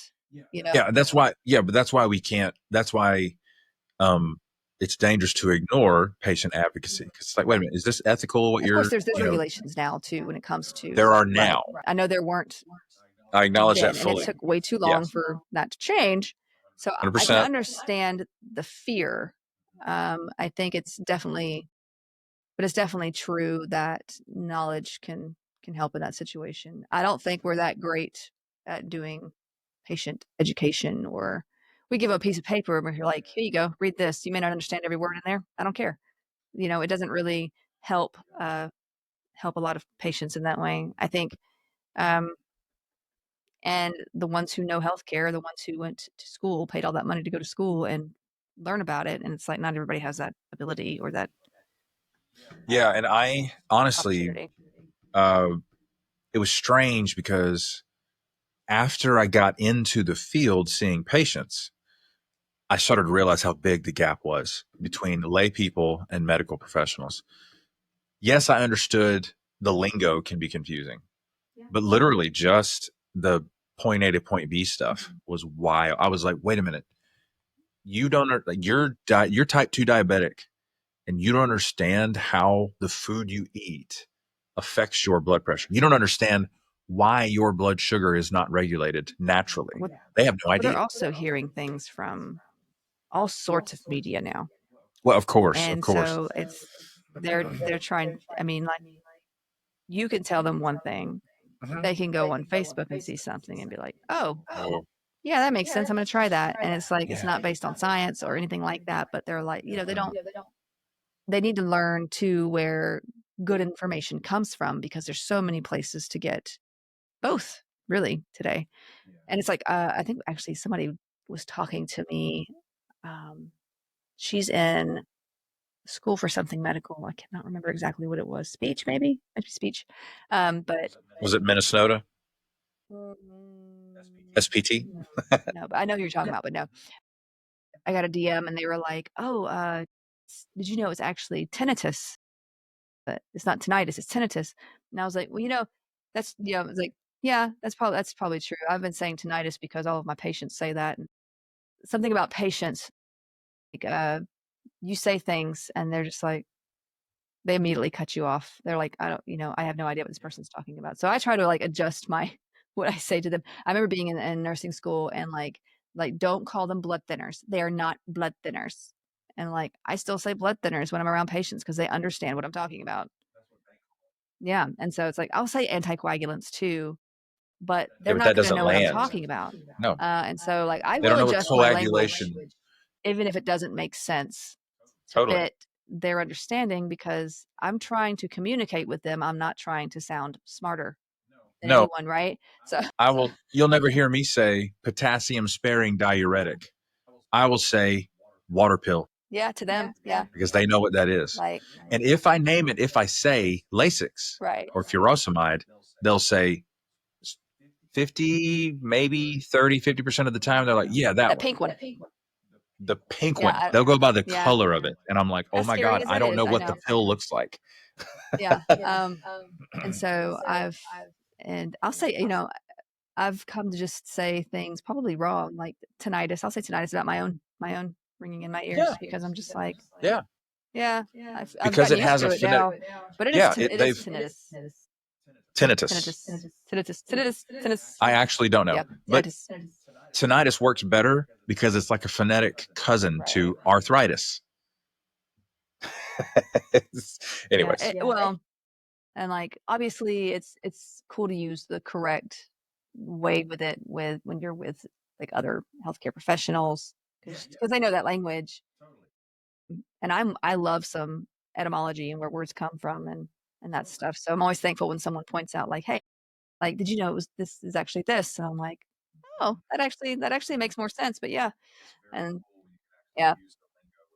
another professional. Yeah. And then I see like where I have kind of constructed or sort of a Creole of That's a such a cross good way. language of That's like such a good way. medical and Yes. non-medical, It's a hybrid. right? And so you end up, Yes. It's a gumbo. yeah, it's kind of funny how that works, especially here in the South because Yes. it's So I had an orthopedic surgeon when I was still a student at the MCG hospital say he mentioned he examined a patient on the neuro floor who'd had a stroke, and he was like, I think it's some pes anserine bursitis. I know exactly what he means. He's talking about the pes anserinus, which on the inside of the knee, there are 3 different muscles or tendons that insert around where the hamstring, the medial hamstring inserts to the back of the knee. They call it a pes anserine bursitis because it's Latin for goosefoot. But nobody says pes anserine or pes anserinus. You know what I mean? Mhm. But he used that term very deftly, and I was like, I know what he means. Wow, they really do talk like this. Then like, you'll have people who say like a cyst, they'll still call it a Bible cyst or a Bible thumper. What you do is because back in the day, you'd get a cyst over here and they would take giant Bibles and they would hit it to burst it, yeah. lance it. They still call it that down here sometimes. I'm not saying they take the Bible and do that still. Some people do, maybe. And somehow it felt like it was going to be more effective because you were using the Bible. Maybe, I don't know. Well, Bibles were the biggest book at that time too. Like they were huge. Great point. It may have just been practical. Yeah. So, but yeah, I always like DMs and stuff. So thank you for sending that to me because like I wasn't even thinking about how I had done that. Like just sort of kind of turned my language to meet that because even with my own stuff, I call it the same thing I talk to them with. Sure. It's just pragmatic. Yeah, sort of changing your language a bit. Now, if you talk like that to some other like healthcare, they're like, "Oh my gosh, why aren't you saying the things?" And it's like, "I'm sorry, I worked in home health. My bad." You're around patients more than you are other, healthcare professionals at that point. But yeah, communication, it's important. So yeah. Now, let's move on from French generals / short-term emperors to explorers, specifically an American-born Arctic explorer by the name of Charles Francis Hall. Hall had a special interest in Arctic exploration early on, and he wanted answers to mysteries such as what had happened to Franklin's lost expedition. Now, that particular expedition was led by the British captain Sir John Franklin with ships HMS Erebus and HMS Terror. Maybe name the ship something a little cheerier. I don't know. HMS, we did it. Me. If you're gonna go on this expedition, maybe something a little happier. HMS, everything's fine. There's a lot of fun names in this story, so stick with me. Okay. Now, they were basically going out to this particular Franklin's Lost expedition was basically going out to, before they were lost, was basically going out to the Canadian Arctic / Northwest Passage to learn more about recording magnetic data, like from the poles and such. Magnetic data. They were trying to see if they can make navigation easier, which is ironic because they ended up getting lost and becoming icebound. Well, they certainly learned something. And anyway, they ended up perishing either soon after or after trying to survive on the icy, desolate terrain. while also trying to make it to the Canadian mainland because they became lost there too. So What year are we talking? let's see. This would have been in the early to mid 1800s because a search was sent out in like 1848 to look for them. So this was before that. Now, yeah. So, as I mentioned, they got lost. A search was eventually sent out in 1848 when they never returned. And several remains and artifacts were discovered over the decades, just later decades. Wow. We now know that much of the crew survived for some time after, likely perished from starvation, scurvy, hypothermia, lead poisoning, and zinc deficiency. According to certain cutting marks on the skeletal remains, it was also concluded that cannibalism took place. I mean, the men were desperate. They had dead people, and well, hey, they did what they felt like they needed to do. Anyway, back to Hall, who was super interested in finding out what had happened because he lived in the late 1800s, and this would have been like a sensational mystery at the time. He led one expedition in 1861 to 1862, and I kept saying exhibition in my mind when I was written, like, not exhibition, it's expedition. Brain, get it right, right? Like my brain was just like, and then next thing I know, I'm like, what else starts with EX? Expedition, exhibition, uh, exclamatory. Like I Exhortation. was like, brain, come on, come back to me. But yeah, so he had done this one after raising the funds and spent the winter with a community of Inuits on Baffin Island, I believe. And I believe Inuits is the correct term. Do correct me if I'm wrong. I was trying to make sure I wasn't being offensive in any language I was using because I know there have been some changes. Like the term Eskimo is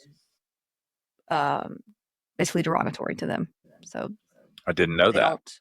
Okay. That is something that is considered insulting. So I'm going to stick with Inuit. And if there's a better word, do correct me. I will definitely. So real quick, HMS, is this a British expedition or a Canadian one? British. This would have Okay. been British. This one Okay. would have. Mhm. Yeah, you're talking about Franklin's. Yeah, the HMS Terror, the HMS Erebus would have been British. He Gotcha. was a British captain. Of course, there were Brits in Canada too. Certainly. Yeah. I'm just trying to figure out like who sponsored the original voyage and then the follow-up voyage. So, with Hall, he would have left from America. So, because yeah. Now, let's see. He met this community, though. They told him stories of other historic ventures that he wanted to explore. Eventually, like two from that community would end up being like guides to him. It was a husband and wife team.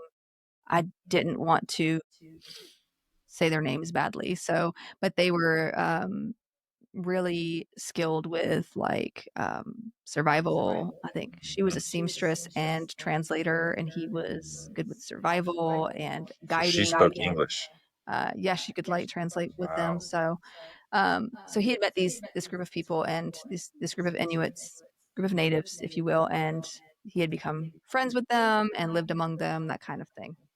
Now, he later believed he had found evidence of that members of Franklin's lost expedition were still alive, and had his account published.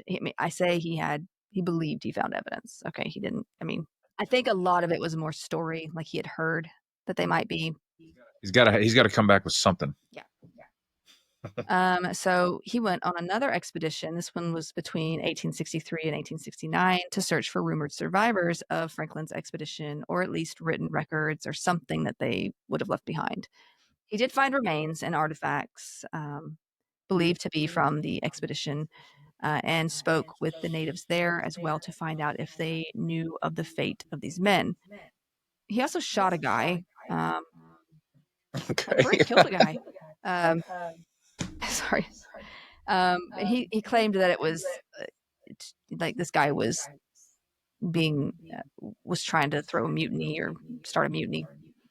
Some whalers that were he was some whaler that was a part of their party. There was a lot of whalers involved at this time. Whaling was a big deal. So poor whales. Wish you whales. But others say the guy was just speaking to the natives without Hall's permission. So, okay. And at this time, you've got like hearsay when it comes to testimony. So, anyway, the guy died, and Hall was never held accountable for it. Yeah. So, for the main expedition, because this is where his own personal mystery starts. Hall received a $50,000 grant from Congress, U.S. Congress, to lead an expedition to the North Pole on the USS Polaris. Santa! Sorry. While made up of an old friend as sailing master, the majority of the crew, I say old friend, but they had argued before, the majority of the crew seemed at odds with Hall from the start. This did not seem like the greatest crew to start with. Again, all I see is Muppet Treasure Island, which I had also mentioned during our bonus episode because this week on something completely different, we weren't even talking about this thing, but Muppet Treasure Island when they're like looking at the crew and like Kermit, who's like the captain, he's just like, "Who put this crew together?" Right? Like it's like, what is what? And of course, Fozzie's like, "Well, my thumb recommended dude as the cook, Long John Silver as the cook, the guy that lives in my finger." That's what he says. What he said, you know. It's a great movie. Okay, I love that movie, but and of course, it's played by Tim Curry, Long John Silver. Of I love course. Tim Curry. The man, the myth, the legend. Love him. Anyway, yeah. So go watch Muppet Treasure Island. Now, this expedition would last from 1871 to 1873, and Charles Francis Hall would not return alive. Actually, he wouldn't return at all. Anyway, Hall had experiences with his past expeditions of traveling the landscape, surviving, living with, and communicating well with the Inuit people. But this was about it concerning his qualifications. He did not have any academic background or experience leading men or a whole ship, and they wanted him to like captain the ship. I mean, like he led expeditions, but he also shot a guy. I mean, so the ship left New York in June of 1971, and some of the crew was already like, who is this guy anyway? Including the chief scientist and physician, Emil Bessels, and meteorologist Frederick Meyer. Both of these men were German. Meyer had once been a part of the U.S. Army, though others on board that were also German were like, we're on their side, thanks, you know, because they're going to have a more of a bond with these guys. Mhm. So let's take a closer look at some of the crew and problems starting out because I feel like this really adds to tensions rising before Hall's death. Before even leaving New York, several members just bailed, including a cook or the cook, a seaman, a firefighter, and the assistant engineer. The steward was just drunk on arrival, so he got left behind. He was just like, they were just like, yeah, okay, bye. They did make a stop in Connecticut to pick up a new assistant engineer. Do you ever say Connecticut when you're trying to spell it? Because there's like a C right there. When I'm spelling it, yes. I don't see it. I know it's Connecticut, but like I say Connecticut when I'm spelling it. Mhm. Have to. Now, Wednesday. Mhm. I mentioned Bessels, the doctor slash scientist, and Meyer already. Hall's old friend slash frenemy, really, Sidney Buddington was made sailing master. That one. These two had fought over things before, over various things. He was captain, Buddington was captain of a whaling boat formerly. However, so he had experience there, some experience. George Emery Tyson, who had also once been captain of a whaling boat, was made assistant navigator. So you've got like two ex boat captains and one guy who's never had experience being a boat captain, being this boat captain. So It's not going to go well. should be interesting. Hall also had two Inuit guides, like I mentioned, that he often relied on before, this husband and wife team, and they were coming with him too. They also brought their infant son, which is a choice. Oh my I'm God. like, I would not have. Okay, but you know what? We listen and we don't judge. This was a different. Maybe this was. I do. for It was them. I dumb. don't. You know, it doesn't seem safe, but I don't know. Maybe this was. They were used to See, it. even back then, daycare was too expensive. yeah, I'm sorry. It's always been a problem. Or like, I mean, you've seen like people were poisoning kids too. God. Anyway, I am made of questions. so yeah. Of course, there were the first and second mates, the engineers, a chaplain who also happened to be an astronomer, and these were Conflict of interest. I'm all sorry. American. I said astronomer, not astrologer. Okay. So the rest of the crew were German, except for one Swede and a Dane. I'm just getting very specific. But they were both buds with the Germans and basically on their side, essentially, when it came to disagreements. And I mentioned that because there was a lot of disagreement, and it would usually come between like the Germans and those on their side, and then like the few Americans that were like just whatever. So they reached, they were able to reach St. John's in Canada sometime. I think it's in Canada, sometime in July. And by then, the crew was already arguing about stuff and grumbling against Hall.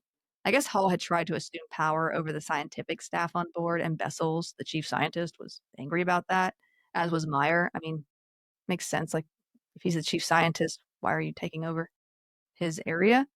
But Tyson's diary explained that before even reaching Greenland, expressions are freely made that Hall shall not get any credit out of this expedition. Already some have made up their minds how far they will go and when they will get home again.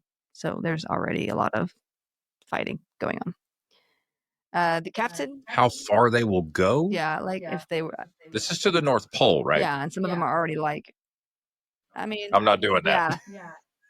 Why are you on this boat, brother? Come on. So the captain of the USS Congress, which was a supply ship they had contact with, had run into, whatever. Which sank.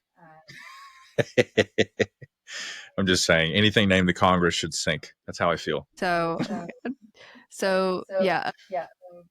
But this captain tried to settle the matter on Hall's behalf by threatening to have Meyer taken back to the U.S. in chains if they didn't chill out, right? As you can imagine, these are not chill words.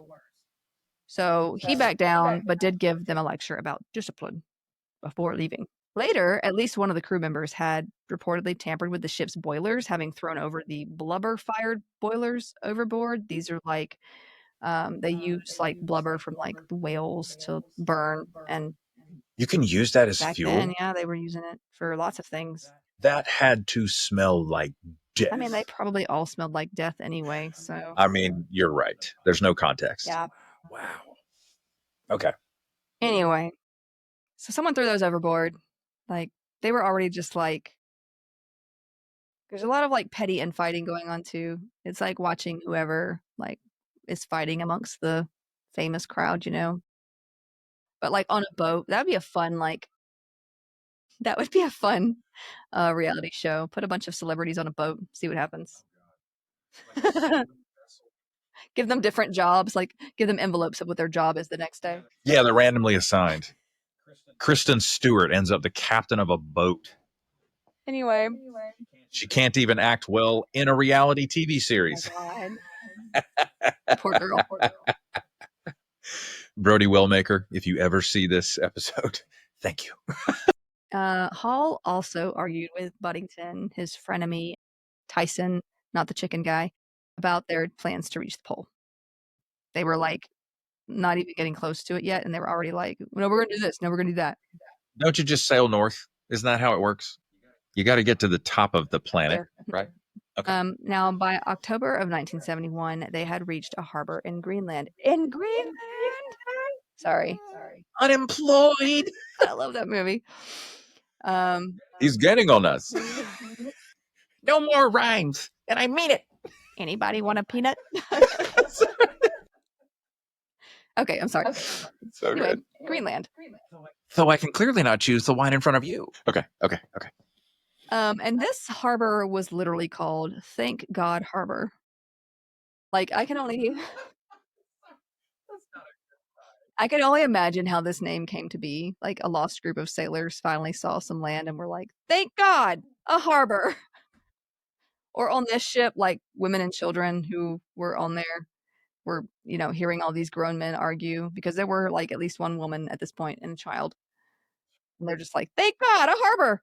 Anyway, Thank God they have chapstick here. man, they would have had blubber. They put blubber.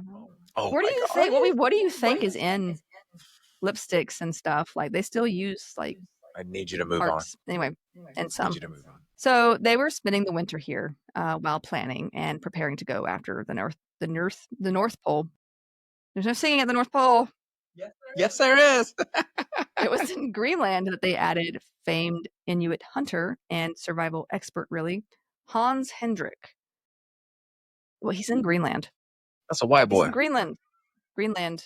Weren't there like Vikings at one point out that way? Yes. Well, Hans is certainly a Scandinavian name. Yeah. I don't know.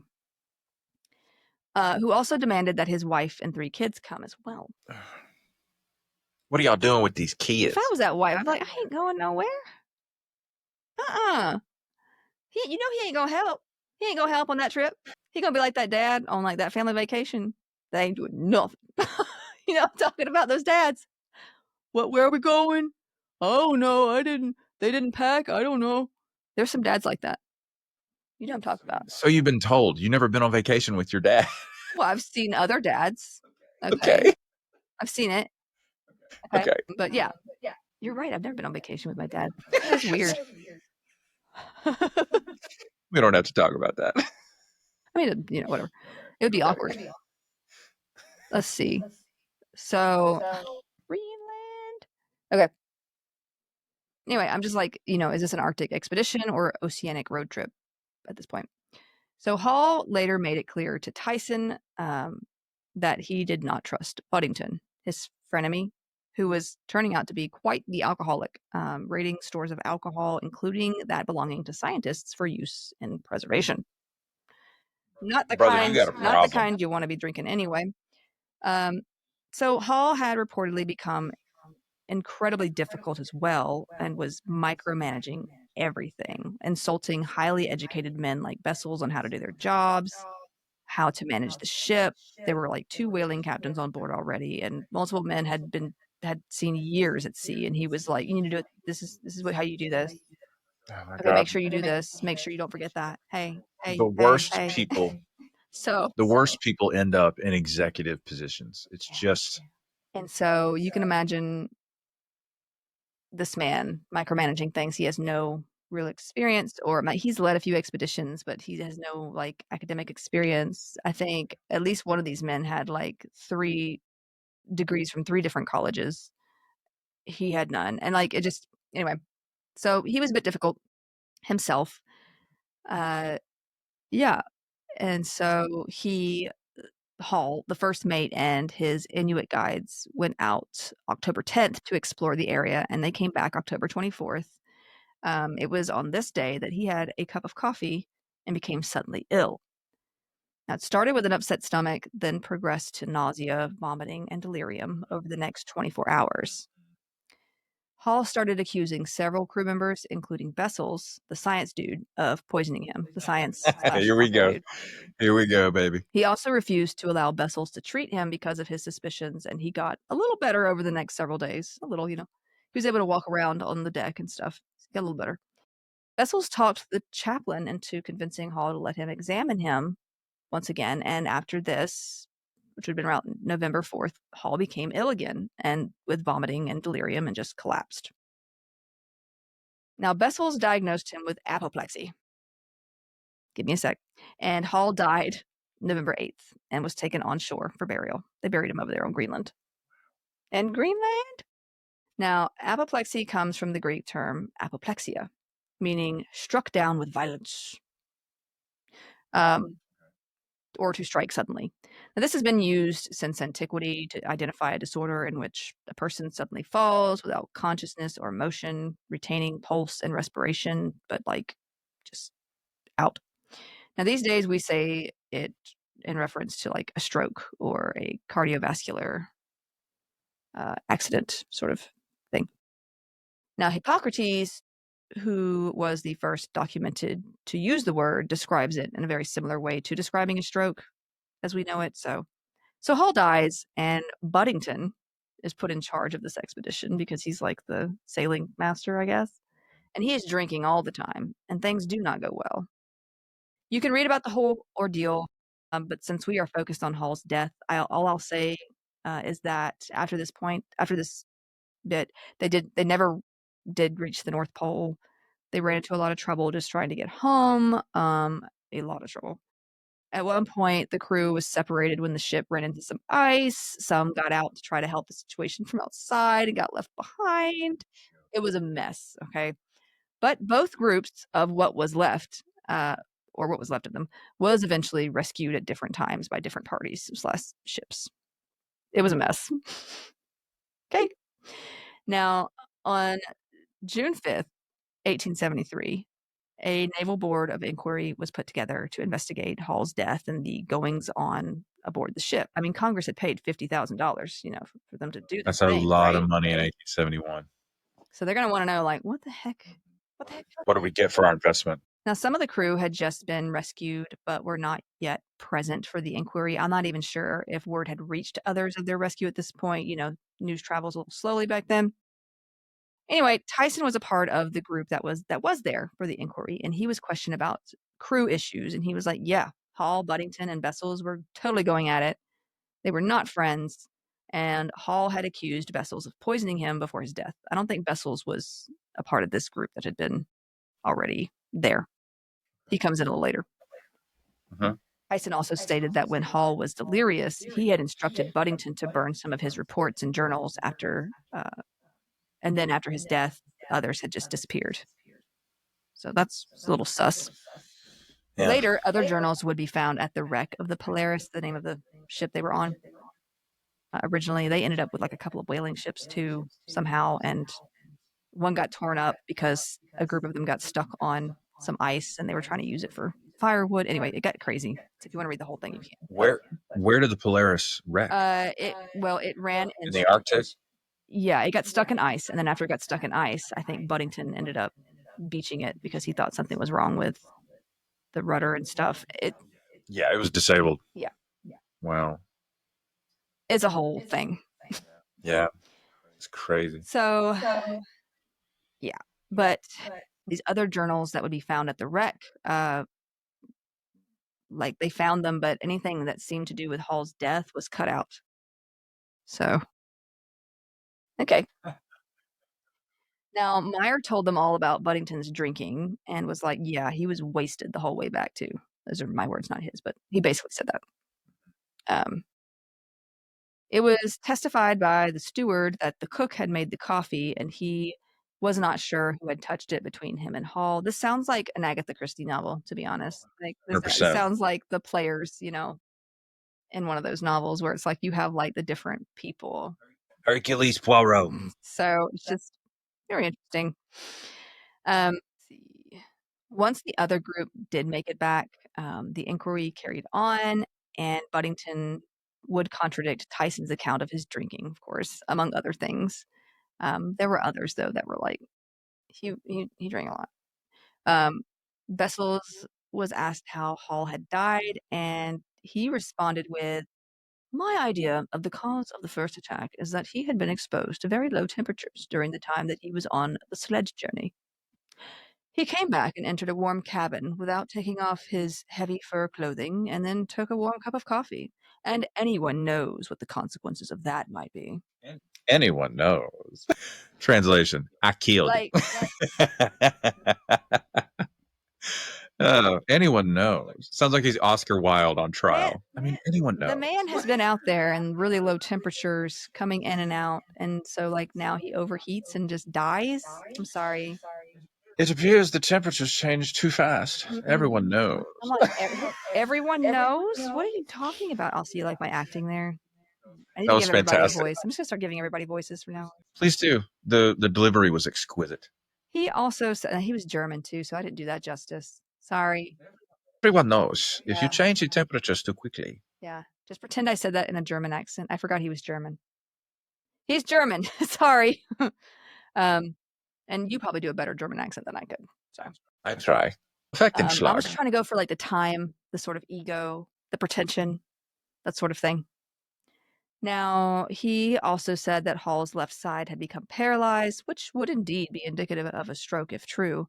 Remember, we're only getting like word of mouth like testimony here, and that he had given him quinine to help with. I was in the theater production in high school. It was set in Ireland. We all had to get, practice Irish accents, and they pronounce it's Americans might say it quinine or something like that, but the Irish will say quinine. Like I think wherever you live, it's going to be different. At least in the 30s, it was. I think it was set in 1936 in Ireland, so that's the way we were supposed to Here in the pronounce South, it. it's probably quinine. All that heavy influence on the I. You got any more of that QAnon? Oh my God. That really helps with my gouty pains. Jesus Christ. Help. Send help. Okay. So, so he said he'd given him this to help with his sudden elevation of temperature before his death. They're all in on it. This is Murder on the Orient Express. It's murder on the USS Polaris. Correct. So obviously there was no way to do an autopsy on Hall because he was buried back in Greenland. So the inquiry called his death natural causes related to apoplexy. I think they just wanted to be done with it. Yeah. I mean, what are you going to do? Charge these guys? I mean, they don't have anything they can really. Yeah. So they did look into other weird circumstances, like how the crew got separated, which may have involved the ship just leaving people on an ice floe because they were like, we were waving and they didn't come back to get us. So. Also, there was some controversy over Buddington's beaching of the Polaris when he did some other stuff. Like he was like, oh, the rudder was bad. They found out the rudder was fine. There might have been some other structural damage, or maybe he thought there was. But I mean, he was likely drinking too. So fast forward to 1968. Chauncey C. Loomis is working on a biography of Charles Francis Hall titled Weird and Tragic Shores, which sounds like an interesting book. Mm-hmm. He becomes very suspicious about the death of Hall and wonders if he could have been poisoned, especially with how shady everything and everyone had been and how sudden the man died. I mean, sure, a massive stroke can take a man out like that, but we only have witness testimony that he even had a stroke to begin with. Yeah. He was able to get a permit to go to, thank God, Harmer, thank God, to exhume Hall's body and have it autopsied. Oh, he was buried there. Yeah. Is that in Greenland? Yeah. Oh, I'm thinking Thank God Harbor's in the Arctic of Canada. No. Okay. Sorry, I missed that detail. Okay, so yeah, he's over there. The permafrost had kept everything very well preserved. You know, the body, the flag it was wrapped in, the coffin, all of it. So he was able to have fingernails, hair, and bone tested for various poisons, and it was found that Hall had received large doses of arsenic in the last 2 weeks of his life. Now, where would he have received that? In the Arctic. I'm not saying it doesn't naturally occur in the soil there, way under, but two large doses. It appears he was given arsenic every day for the last 2 weeks. Now, as such, it has been proposed that Charles Francis Hall was in fact murdered by a crew member. It would make sense seeing how many on board had grown to hate the man. Yeah. He had also been known to complain about the coffee being too sweet and hurting his stomach at times. Arsenic can have a sweet taste, if any is present when mixed with certain things. It can also, he was also supposedly dealing with such symptoms as stomach pains, vomiting, dehydration, cognitive issues, and mania. Some say he could have accidentally poisoned himself, but how and why would he? You know what I mean? Like, did it just tip over?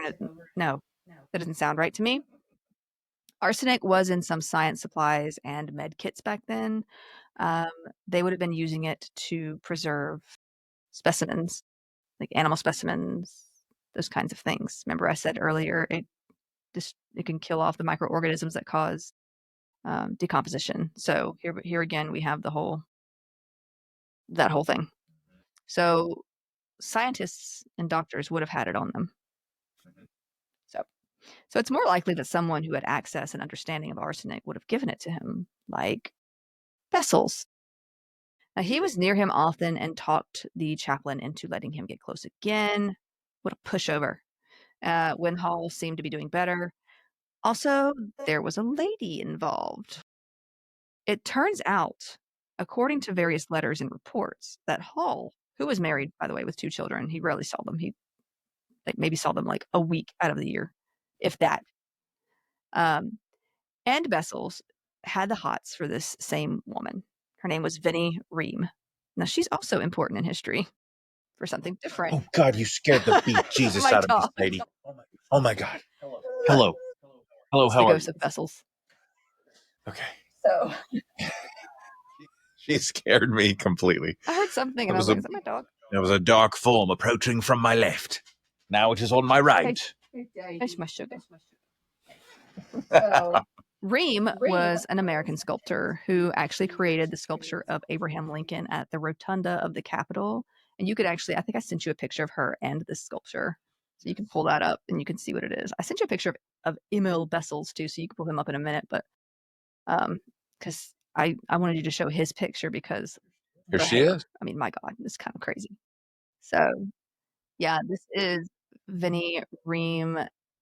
And she's very pretty. She has very intense sort of eyes. She's very, now, and that's the sculpture she did. She actually won the ability to do that. So, yes, she was actually the youngest artist commissioned by the US government for a statue. She was 18 when commissioned and 23 when it was unveiled.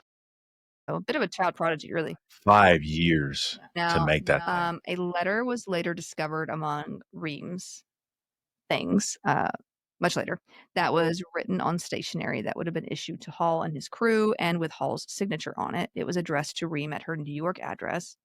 Now, according to Edward S. Cooper's biography of Vinnie Ream, Hall and Ream, who would have been 23, 24 years old, Hall was about 50 at the time, had met in Washington in 1871, and she had given him a photograph of her recently unveiled sculpture of Lincoln and had taken a liking to him. Like she from the biography, it was like she liked his bear-like quality. You can show a picture of him too. I sent you a picture of him. Well, I'm excited. Yeah. Is it a photo or a drawing? It's a photo. Okay. It's Look at the this older handsome guy. devil. Okay. I mean, they both look kind of aged. Is that him? Yes. And all his bear-like glory, I guess. He's got a little Zach Galifianakis charm. Yeah. So maybe she liked older men, but she was into him for a little bit. And then, like later that year, he actually met up with her in New York for dinner like several times. And at least one time, he brought along a Dr. Emil Bessels, or a doctor. They said a doctor who had a German accent. Later found out it was Bessels because he would become infatuated with her as well and start sending her letters as well. You can show his picture if you want. This lady knows what she's doing. He's an interesting looking fella. I guess many people were back then though. His hair. I'm like, what? But he's got some hair. It's giving. He looks like the guy that played. I'm not into the beard though. I know beards were a thing back then, but it's just all the bacteria that collects in there. Okay. He looks like the guy from Christopher Nolan's Batman trilogy that was one of the Joker's henchmen, and they ended up capturing him and handcuffing him to the gurney in the ambulance. It was Thomas something. He was a patient at Arkham, and the Joker recruited him. He looks just like that actor. Patient at Arkham, I'm not going to lie. But this dude, he actually would have been younger at this point, maybe closer to Ream's age, around 24 when they met. So, I mean, but yeah. So he became infatuated with Ream almost immediately and started writing her letters.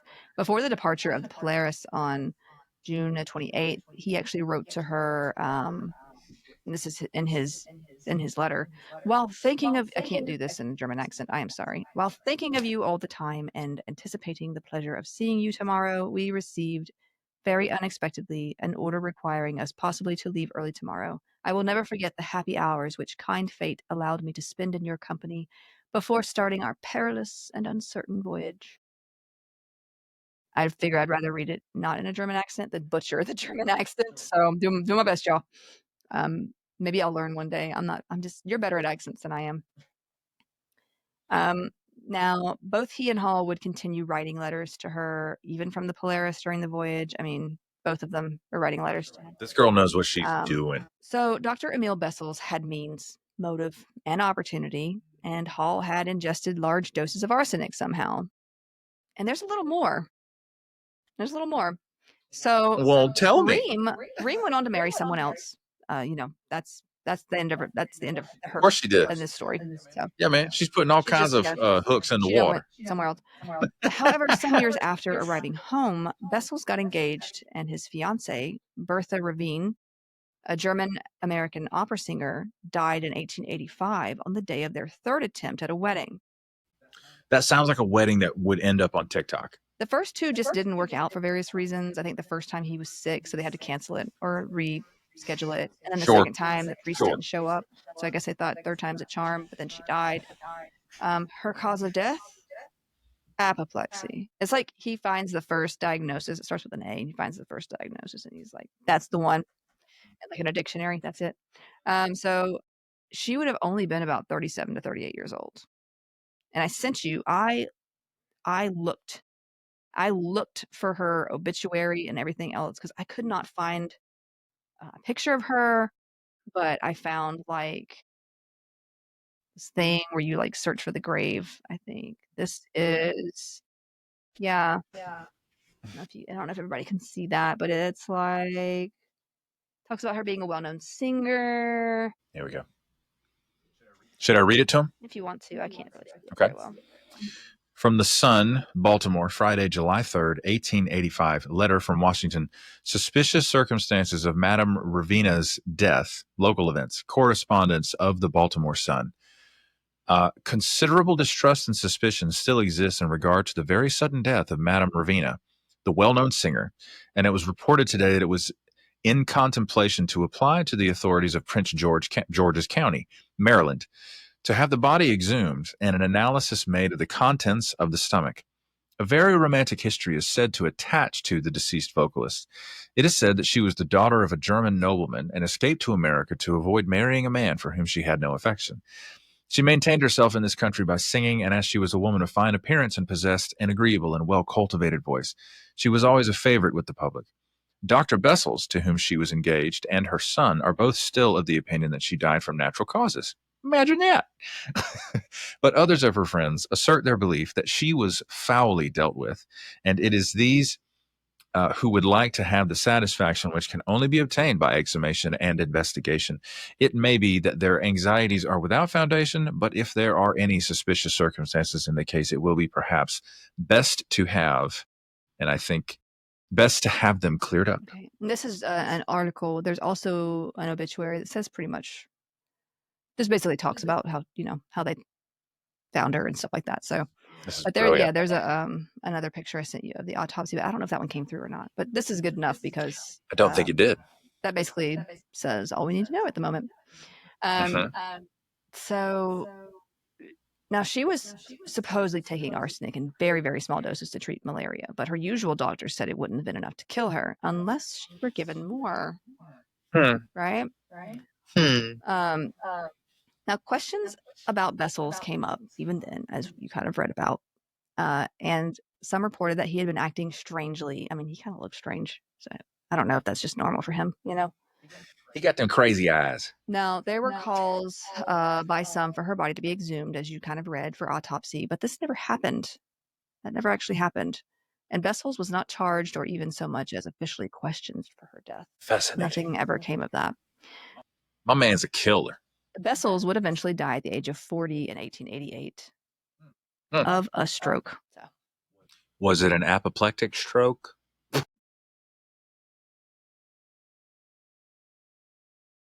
Anyway, there you go. What do you think? Was it poison? Was it poison? I think it was, man. I think I don't know. If it was, he's a serial poisoner. If he did both of them, I mean, and he did. We don't have we'll never have the proof though, because her body was never we have some evidence with Hall, but we have nothing really apart from possible, theories with her. He did it. My proof is he did it. Yeah. I mean, I think he did it too, to be honest. For sure. So yeah, that's what I have for you this week. I have, like I said, if this is something people like, there are a lot of historic things we could bring up and weird things too, where it's like, was it poison? I just love how you ferreted out this entire other storyline with this fiance. My fiance. I was like, I didn't know about her until I was doing all this research, and then I was like, who? Yeah, right. He did what? That's such a cool story. Sorry. Because our main storyline was, at least for that thread, was Hall and Franklin and all that history. And then what do you know? The guy who most likely poisoned Hall also poisoned Ravina. His fiance. You can't speak that way to my fiance. And, like, ends up dying of a stroke, which is just irony. The same death that Hall suffered, Irony, quote unquote. You know. So yeah. Well done. Well, that was just a delight from start to finish. Indeed. And I have to say, I love being in the same room with you compared to doing it in two separate rooms. Oh my gosh. Certainly. We're engaging with each other in real time. There's no delay between. Right. Yeah. This is true. Oh. Mm-hmm. You're also really good looking. But I digress. So, ladies and gentlemen, thank you all for listening so much, and we will see you in the next episode. Bye for now. Bye, buddy. Hope you find your dad. What if a narwhal had come up out of the water when they left those guys on that ice float? Wouldn't that be amazing? God. And then, like, my favorite is the little, like, the penguin or the puffin. Crying penguin. He runs off. Okay.